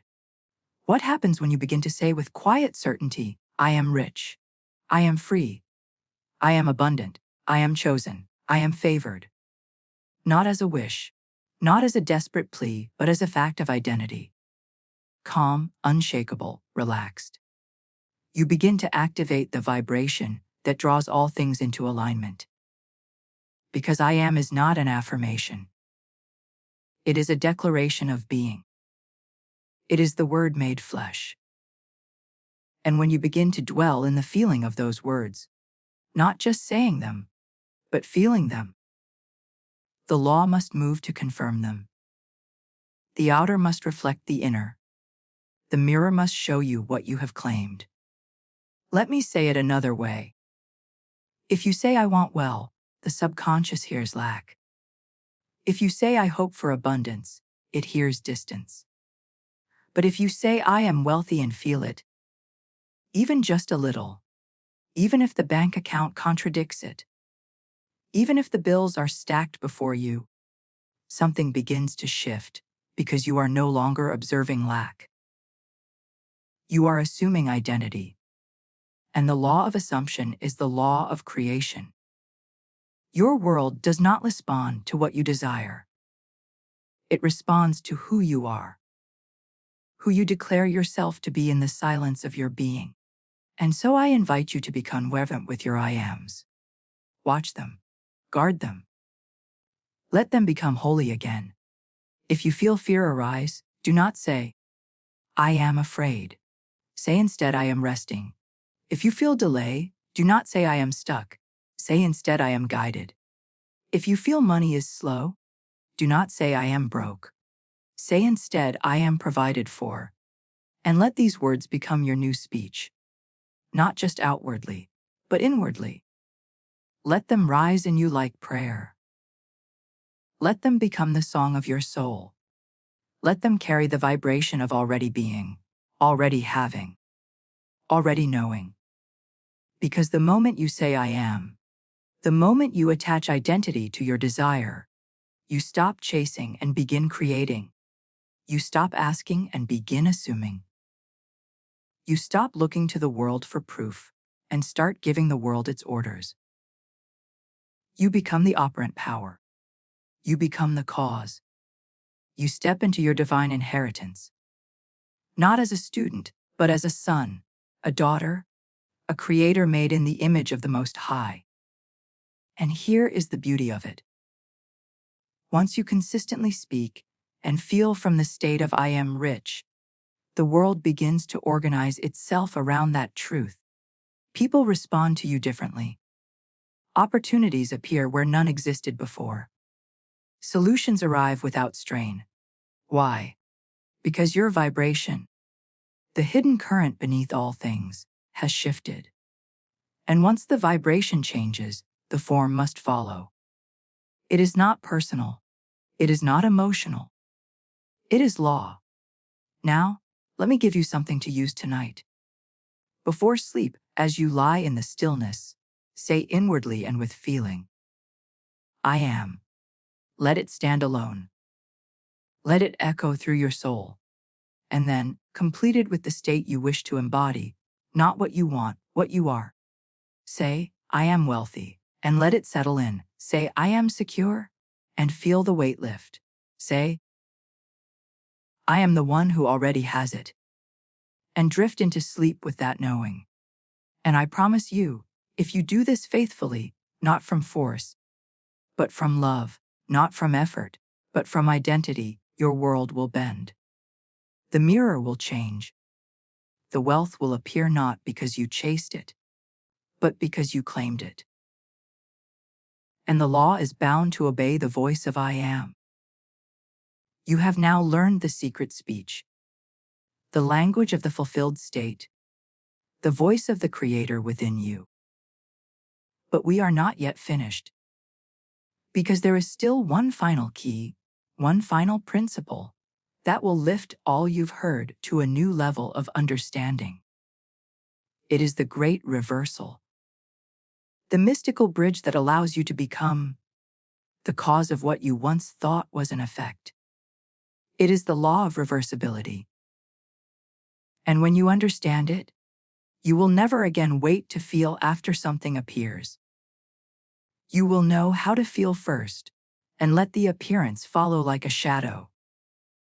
Here now is the mystery that overturns all common sense, that insults logic, and yet explains everything, that offends the reasoning mind, and yet satisfies the soul's deepest knowing. Every effect in this world has a cause, and every cause, when reversed, can create its original effect. This is the law of reversibility. It is not philosophy. It is not metaphor. It is the hidden structure of all reality. And it means this: if a certain experience produces a certain feeling, then producing that feeling deliberately must, by the symmetry of the law, create the experience. In other words, if having money causes you to feel confident, secure, relaxed, then feeling confident, secure, and relaxed must summon the conditions that produce money. This is not suggestion. It is law. It is what I call the mystical physics of faith. You have been taught to believe that feelings come after things, that when the promotion arrives, then you will feel successful, that when the debt is paid, then you will feel relieved, that when the love comes, then you will feel worthy. But this, my friend, is the grand reversal. The law says feel first. The law says assume the inner state, and the outer must conform. The law says consciousness is the only cause, and what you are conscious of being you become. So instead of waiting for money to make you feel secure and let the money come. Instead of waiting for success to make you confident, feel confident now, and let success rise to meet you. Instead of waiting for results, be the result. This is faith, not belief in something distant, but the inner act of assumption. Faith is not hoping for a better future. Faith is knowing that your assumption, felt with conviction, is already working itself out. That your feeling is causative. That the unseen realm responds immediately and faithfully to your state. And when I speak of faith as substance, as the evidence of not seen, I am not speaking in riddles. I mean quite literally. The feeling of already being, already having, already living. In the end, that feeling is the bridge between the invisible and the visible. It is the substance of what you hope for. It is the mold into which form will be poured. Let me give you a practical understanding. Imagine a man who has just received a large sum of money. What does he feel? Perhaps relief, joy, confidence, gratitude, ease. Now, under the law of reversibility, those very feelings, when assumed now without the outer condition, must create circumstances that match them. Why? Because feeling is the creative act. The subconscious knows no difference between imagined and physical experience. It only knows vibration. It only knows what you dwell in. So if you dwell in the feeling of the wish fulfilled, the world must shape itself to that assumption. Now you might say, but Florence, I don't feel that way naturally. How do I create a feeling I've never had? And I say, gently and with love, imagine, feel as if you are not faking. You are creating. You are not deceiving yourself. You are initiating the law. Just as a smile can produce happiness, just as standing tall can increase confidence, so too can the assumption of wealth, even in imagination, begin to summon its outer echo. You are not reacting to life. You are authoring it. And the pen is emotion. The ink is feeling. The paper is your subconscious. Write well. This is not wishful thinking. This is mystical precision. The law of reversibility is rooted in the same symmetry that governs heat and cold, light and darkness, cause and effect. If a certain mental state produces an external result, then the deliberate generation of that mental state must in time recreate that external result. It may not come through the channel you expect. It may not arrive in the manner you predicted. But it will come. And it will come with such ease, such grace, such naturalness, that you may be tempted to call it coincidence, until you remember the night you dared to feel it real. So stop waiting. Stop postponing your inner transformation until the world gives you permission. The world is your mirror. It cannot lead. It must follow. You lead with feeling. You lead with assumption. You lead with the unshakable, knowing that your inner state, once stabilized, once sustained, once felt as true, will outpicture itself in perfect reflection. You are not a beggar. You are not a victim of fate.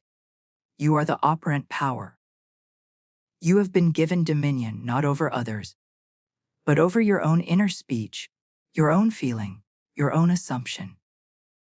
And if you choose now, this very moment, to enter into the feeling of the man who already is what he once desired to become, then you will find that the law, faithful and without fail, begins to echo back to you that which you have dared to claim.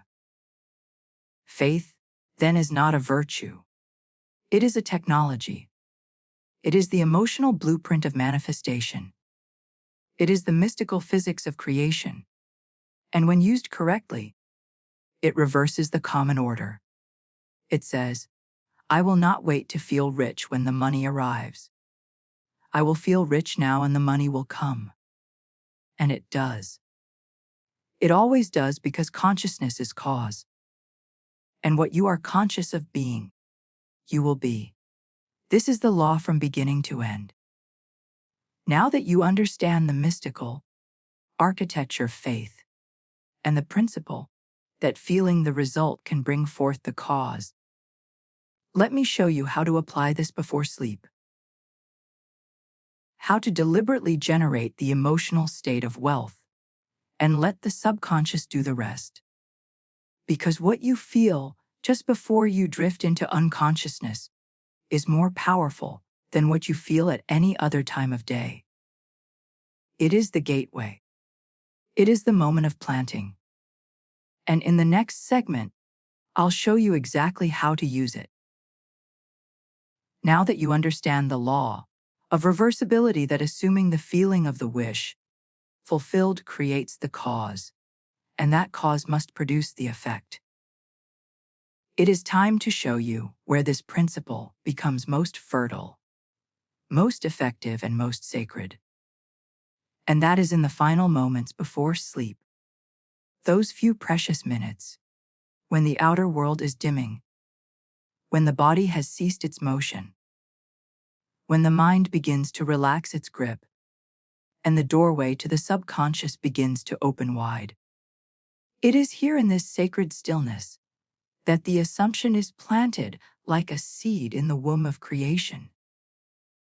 And what you feel in those final moments, what you carry with you across the threshold of sleep, is impressed without resistance and must by law be made manifest. You need not strain.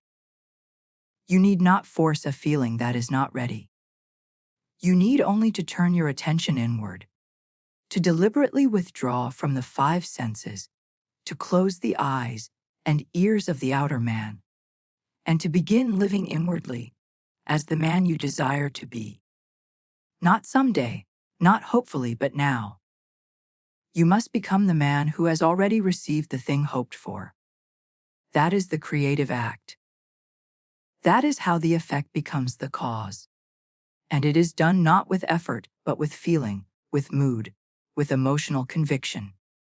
So natural, so quiet, so ordinary that it feels as if you have always been this way. So here is what you must do. Before sleep, lie down in your natural sleeping position. Do not sit in meditation. Do not light candles or set the stage. You are not performing a ritual. You are becoming a new man. You are using the natural gateway, the falling away of wakefulness, to descend into a deeper state of receptivity. Let your body grow heavy. Let your breath become quiet and rhythmic. Let your muscles soften and your thoughts grow still. And when the body is completely at rest, turn your inner gaze upon the state you desire to occupy. You need not visualize a complex scene. Choose something simple, something symbolic, something that implies the wish fulfilled without effort or confusion. Perhaps it is the feel of your bed in your new home. Perhaps it is the sound of someone you love saying, "I'm so happy for you." Perhaps it is the feeling of scrolling through your bank account and seeing numbers that confirm abundance. It does not matter what the scene is. It matters only that it carries the feeling. The invisible signature of it is done. Because it is that feeling, not the details, that creates the vibration. Now do not simply observe this scene. Enter it. Live it from within. Feel the pillow under your head, as if it were the pillow in your new home. Let your body respond to the emotional reality of already being the man who has received. Let your inner speech match the mood. Whisper within, "It's done," or "Isn't it wonderful?" or "I'm so grateful this has happened." Let the words rise from the feeling, not the other way around. You are not forcing yourself to believe. You are allowing yourself to feel. And feeling persistent, vivid, assumed with love is the only creative act there is. And now comes the most important part. Do not break the feeling before you sleep. Do not complete the scene and return to your old self. Let the feeling linger. Let it carry you into unconsciousness. Let it become the atmosphere of your sleep. Because whatever feeling you take you across that threshold will become the seed planted in the garden of your subconscious. And that seed will grow. It will produce after its kind. The world will rearrange itself in ways you cannot predict, cannot control, cannot explain. The bridge of incidents will appear. The money will come. The opportunity will open. The letter will arrive. And it will seem like magic. But it will not be magic. It will be law. Your assumption sound in silence has been made flesh. Now, let me be absolutely clear. You must not seek results the next day with anxious eyes. You must not dig up the seed to see if it is sprouting. You must trust the process. You must rest in the conviction that what you felt was real, and what is real in feeling must become real in form. This is why the sleep state is so powerful, because in it you are no longer capable of contradicting your assumption. The outer man is asleep. The inner man remains awake in his new identity, and the subconscious, hearing no rebuttal, begins to bring forth. This is how I traveled to distant countries without money. This is how I changed my circumstances without effort. This is how I became the man I had once only imagined. Not by labor, not by convincing others, but by assuming the state of the wish, fulfilled in the silence before sleep, and letting that feeling do the work. And you too can do this. You are not different from me. The same power that breathes you into being is the power that fulfills your desire. And it is not far. It is within you, waiting only for instruction, waiting only for you to feel rightly. So tonight, before you close your eyes, before the weight of sleep takes, you ask yourself, what would I feel if it were already done? Not what would I say, not what would I hope, but what would I feel? And then feel it, breathe it, rest in it, let the body sleep, and let the soul carry that assumption into the deep. And you will awaken in days or weeks or months to find that what was once imagined is now the most natural part of your reality. And now that you know how to impress the subconscious before sleep, how to use the law of reversibility to bring about the wealth you once thought was far off, it is time I show you the final completion of this process. The art of living, not in hope, but in fulfillment. The act of resting in the end. Of no longer reaching, no longer whining, no longer waiting, but being. Because the man who rests in the end does not ask when it will come. He knows it already has. There is a moment in every journey where the traveler must cease wandering and simply arrive. There is a place in consciousness where you no longer reach, no longer chase, no longer argue with appearances. You simply rest. Rest not as inactivity but as divine finality. Rest is certainty. Rest is completion. And I tell you now with absolute clarity, manifestation is not a process of becoming. It is a revelation of what has already been accepted as true in consciousness. You do not walk toward your desire. You walk from it. You do not strive to bring it closer. You surrender to the fact that it already is. And in that surrender, the work is done because the fulfillment always precedes the manifestation. This is the hardest thing for man to accept. And yet it is the only way anything is ever truly created. The world teaches you to believe in time, in effort, in progress. But I am not speaking of the world's way. I am speaking of the divine way.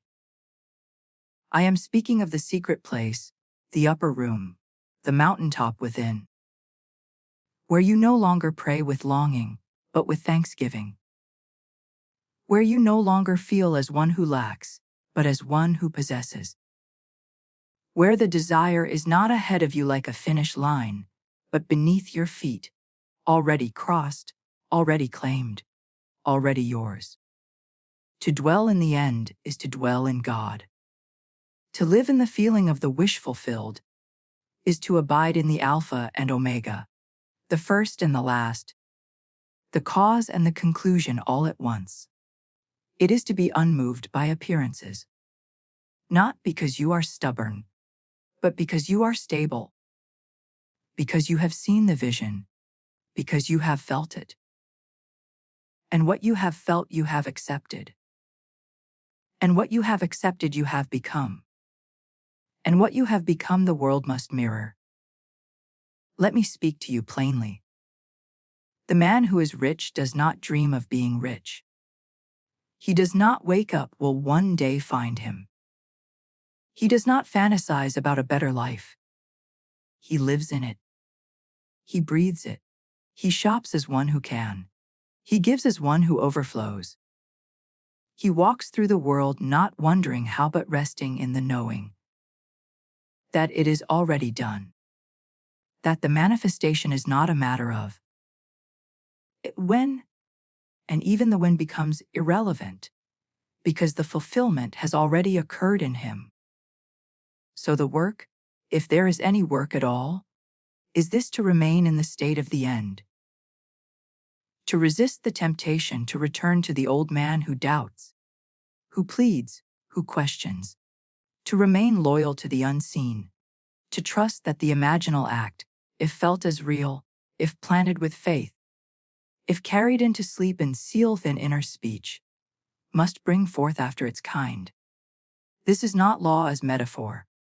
It is law as mathematics, exact, certain, faithful, immutable. And when you find yourself slipping, when the world seems to contradict your claim, when the evidence is slow to appear, do not panic. Do not change the seed. Do not dig it up to see if it has sprouted. Simply return to the feeling. Quiet yourself. Close your eyes. Re-enter the end. Reassume the state. Rest there. Not as one trying to get something, but as one who never left. One who never stopped being. This is the art. This is the secret.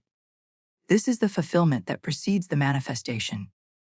I say again, nothing appears in your world that was not first accepted in your mind. Nothing comes to you unless you have first become it. And to become it is not to force, not to try. It is to feel. To feel now what the world will confirm later. To feel now what your senses cannot yet detect. To feel now without evidence, without permission, without proof. Because the moment you feel it, it is done. It is yours. And the outer must follow. And when it comes, it will come not with fanfare but with naturalness. The phone call, the opportunity, the moment. And you will smile not with surprise, but with gratitude. You will say, of course, this is exactly what I felt. This is what I knew. And you will not run to tell the world how it happened. You will simply rest more deeply in the rhythm of the law. You will understand that everything you truly claim in feeling is already yours. And the delay is not denial. It is preparation. It is the bridge of incidents unfolding to bring you what you already carry. So tonight, walk through the door of sleep as one who already has. Lay your head down not as one waiting, but as one fulfilled. Let your breath match the rhythm of the man who is financially free. Let your inner voice say not someday but now. Let your imagination hold not a longing but a memory. And then sleep not as one who dreams of a better life, but as one who lives it inwardly, and knows that the outer must obey. You are the beginning and the end, the cause and the confirmation, the speaker and the spoken word. And when you rest in the end will rest in you and become flesh. And now that you have been rooted in the state of fulfillment, it is time to learn the art of remaining there, to persist in the vibration, to hold the state through all changes, to remain faithful to the invisible even as the visible begins to tremble. Because persistence is not effort. Persistence is loyalty. And what you are loyal to inwardly, the world will worship outwardly. Now that you have entered the end, now that you have clothed yourself in the vibration of the fulfilled desire, now that you have impressed the subconscious with feeling and sealed it with sleep, you must understand the final most vital law of all. You must remain there. You must persist, not by force, not by effort, but by loyalty. The world will tempt you to return to the old man. The senses will present their evidence. The bills will appear. The silence will stretch. The people around you will speak from fear, from logic, from appearances. And you, having touched something higher, must choose again and again to remain faithful to what is unseen. Not because you are trying to believe, but because you have already believed. Not because you are convincing yourself, but because you know that once assumed the state is. Persistence is not effort. It is not strain. It is simply staying loyal to your assumption regardless of what the outer world seems to show. The moment you step back into doubt, into how long into, but what if it doesn't? You have abandoned the end. You have left the throne and returned to the wilderness. You have stepped down from the mount top and begun asking again for what you already declared. And this is why most fail not, because the law does not work, but because they are double-minded. They step in and out of states like a man, pacing at the door of his own house, unwilling to enter and live in what is already his. But if you would persist, if you would remain in the feeling, in the identity, in the speech of the one who has, then everything must yield. The bridge of incidents must appear. The sequence must begin. The unfolding will be set in motion by powers and pathways your conscious mind could never predict. And the most ordinary moment, a phone call, a chance meeting, an email will carry within it the answer to your prayer. And you will recognize it not as coincidence, but as confirmation because you stayed. Because you did not waver. Because you knew that once the state was assumed, the outcome was sure. You must be unmoved. When the outer contradicts you, do not panic. Return inward. Reassume the state. When doubt whispers, "But what if it's not working?" you answer, "It is done." When lack shows its face again, you do not tremble. You smile because you know that this too is a shadow, a last echo of the old vibration. And shadows have no substance. They pass. But your state, the new man, the new assumption, the fulfilled feeling that is eternal, that is cause, that is the only thing real. Let me tell you something. From my own walk, there were times when nothing seemed to change. The appearances were stubborn. The outer world seemed to mock my inner claim. But I knew that if I could hold the state, if I could remain faithful to the feeling of the wish fulfilled, then the world must respond. And it always did. Always. Not once, not sometimes. Always. Because the law cannot betray itself. It mirrors what you are, not what you ask for. And what you are is what you feel consistently. Especially in silence, especially in sleep, especially when no one is watching. So hold the state. Hold it when the bank account doesn't match. Hold it when the news says otherwise. Hold it when others do not believe. Do not argue. Do not explain. Do not defend your vision.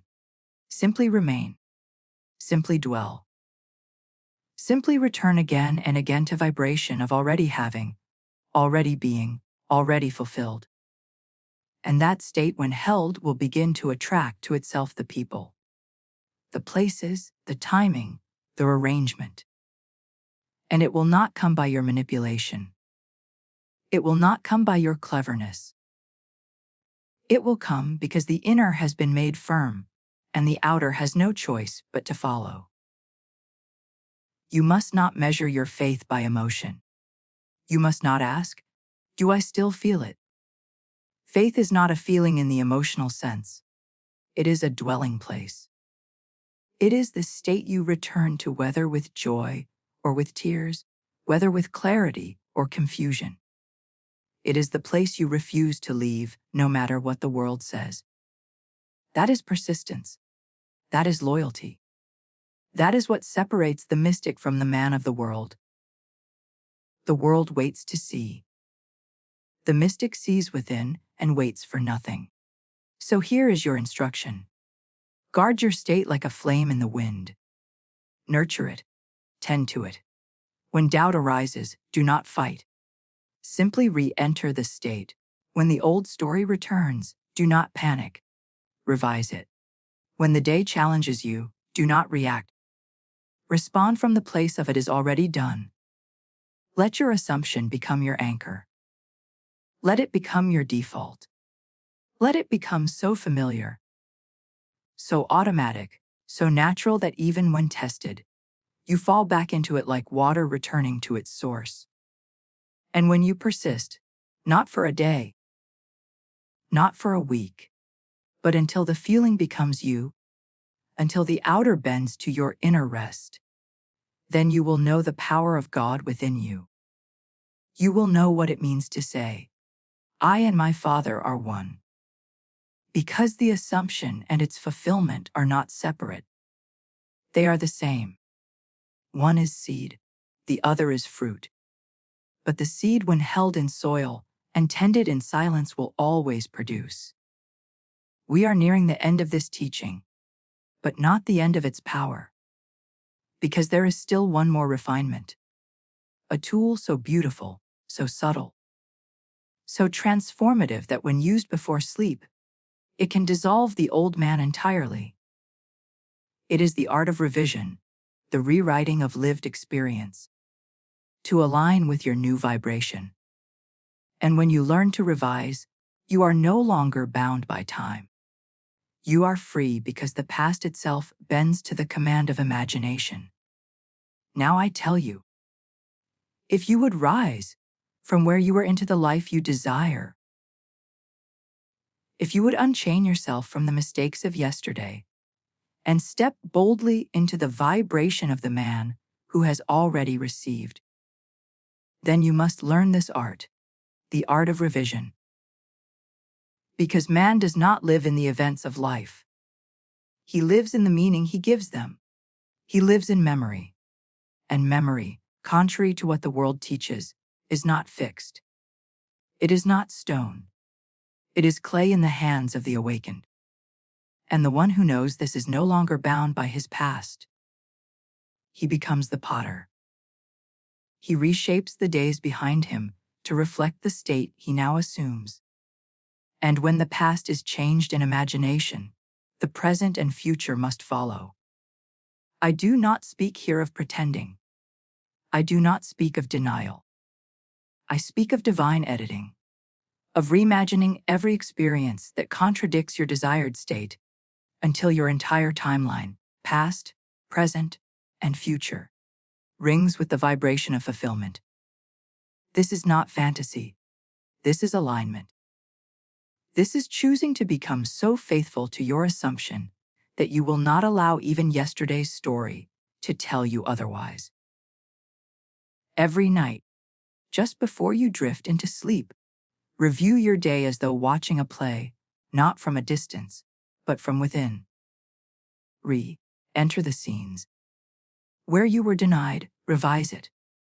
Where you were afraid, rewrite it.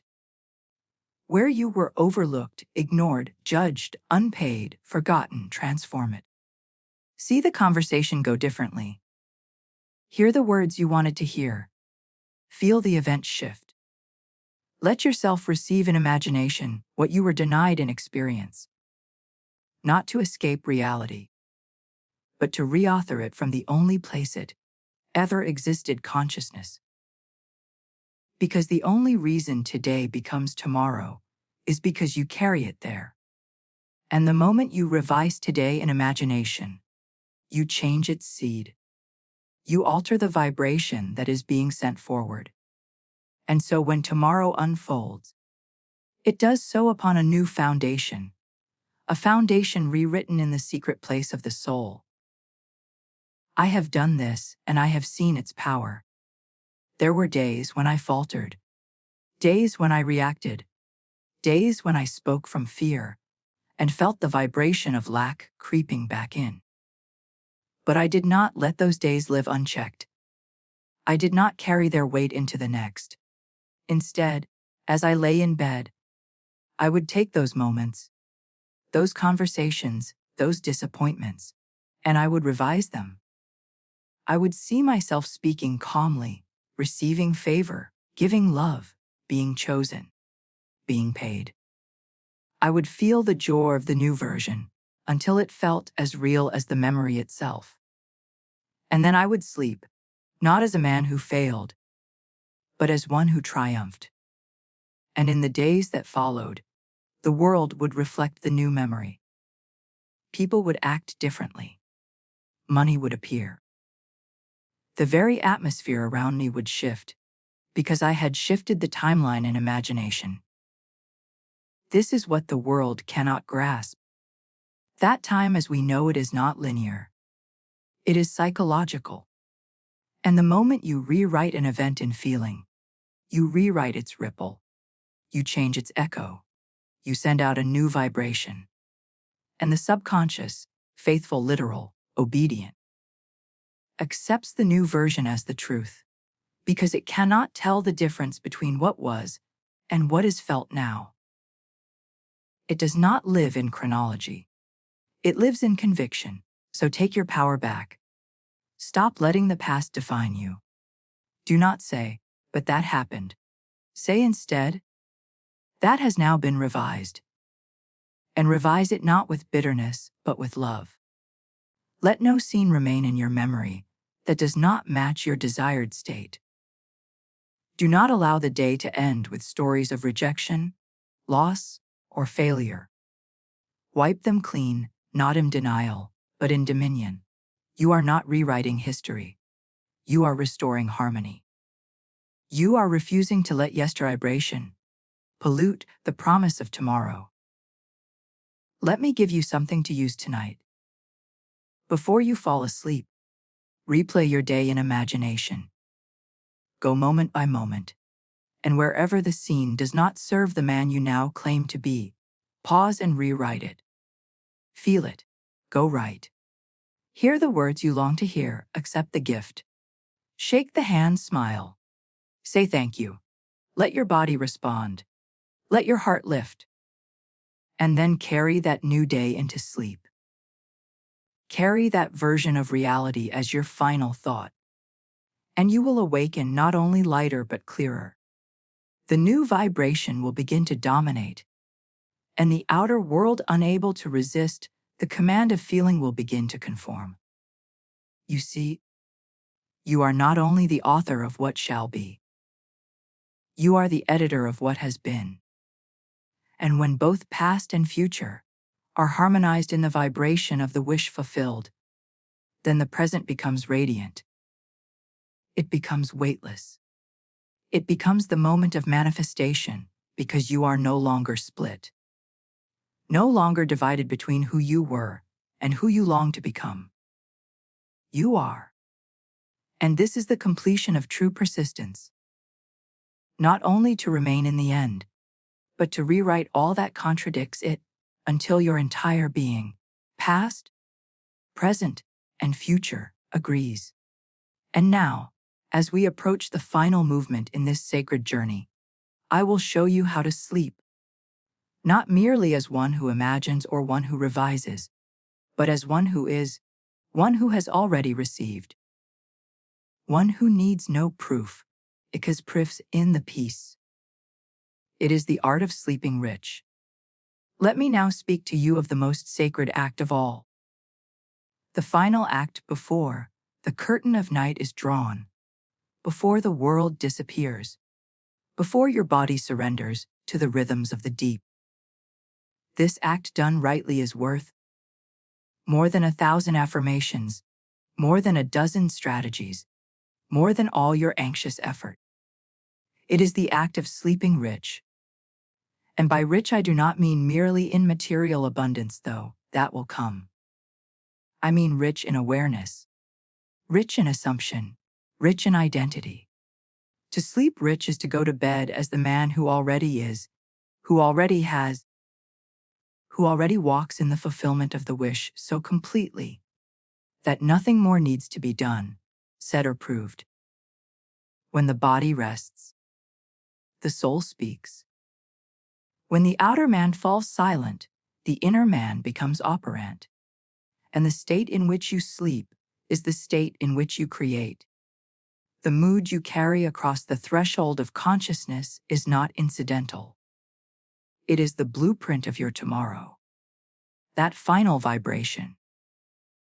The one you impress upon yourself, just before drifting into the silence of night, is the seed planted in the womb of the subconscious.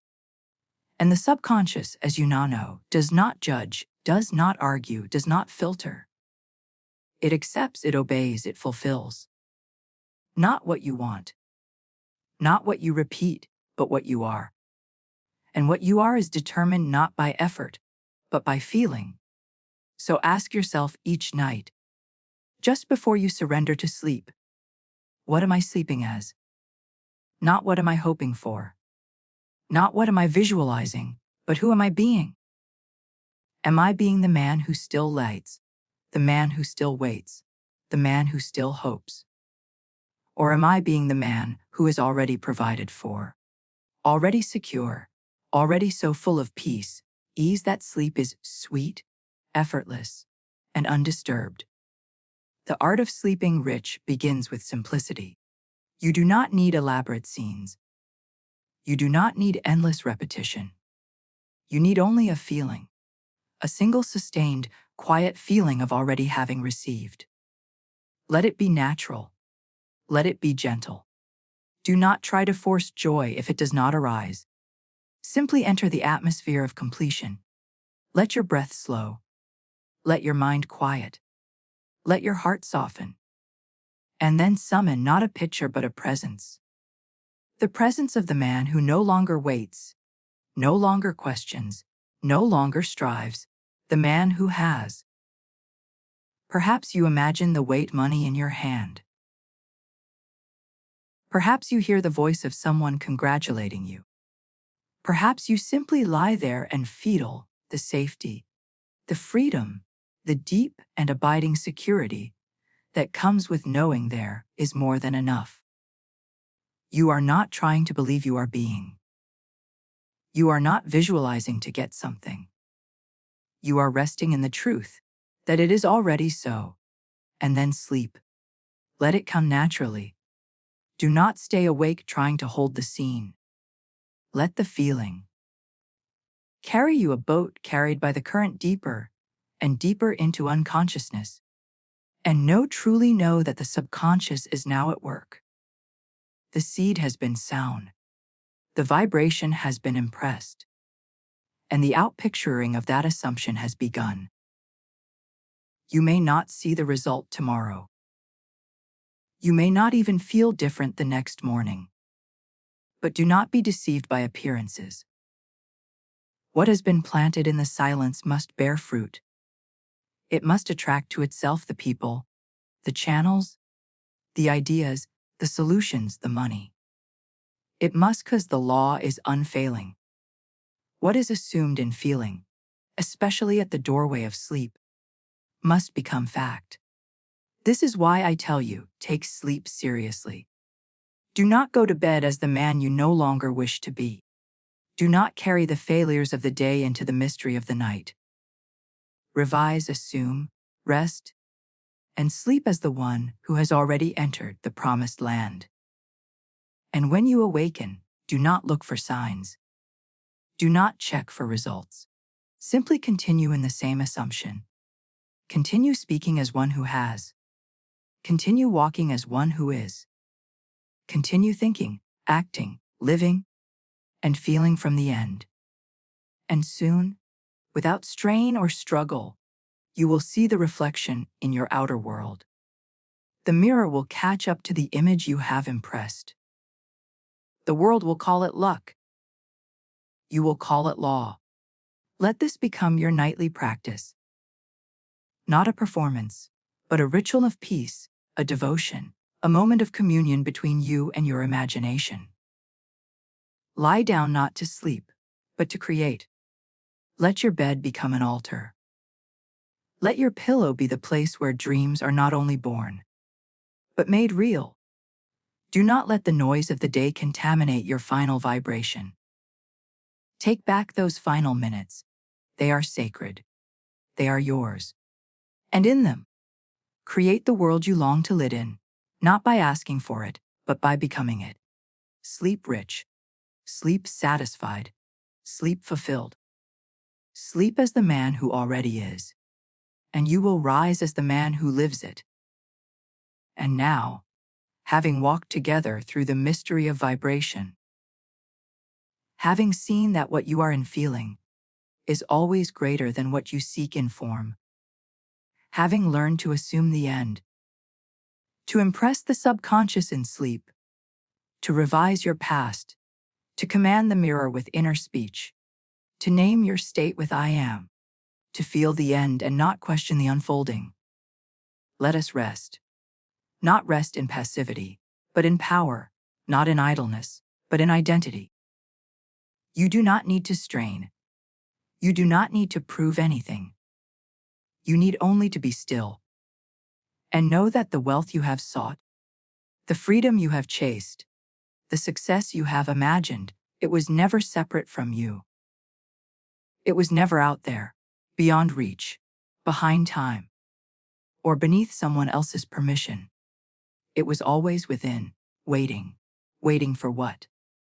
For you, for your recognition, for your acceptance, for your assumption, for your willingness to become the man who already has. The man who does not ask for abundance, but expresses it. Who does not seek answers but embodies them. Who does not plead with God as if he were elsewhere, but communes with I am, as the very breath of life within himself. And if you have heard me not with the ear, but with the inner ear, the listening heart, then something has shifted in you, something irreversible. You can no longer go back to hoping. You must now live in having. You can no longer beg the universe for breadcrumbs. You must now dine in the banquet hall of your own consciousness. You must now speak from fulfillment, act from completion, sleep from abundance, and the world being the faithful shadow that it is will follow. Do not ask when. That is the language of doubt. Do not ask how. That is the voice of the old man. Simply say, I am, and let that be enough. Let the inner vibration become so stable, so constant, so lovingly rehearsed, but the outer must conform not in reaction, but in reflection. It cannot do otherwise. Let your life from this moment on be the expression of inner wealth. Speak gently. Walk boldly. Give generously. Rest often. Think as one who is free. Move as one who is guided. Sleep as one who is already there. Let others chase and strive and beg and worry. You do not live by their law. You live by a higher one. The law of assumption, the law of feeling, the law of I am. And this law, when obeyed inwardly, transforms everything outwardly. So tonight when the world falls quiet, go not to sleep as the man the world named you. Go to sleep as the man you have named yourself. Not someday, not if, but now already. It is done. And when you rise, thank you.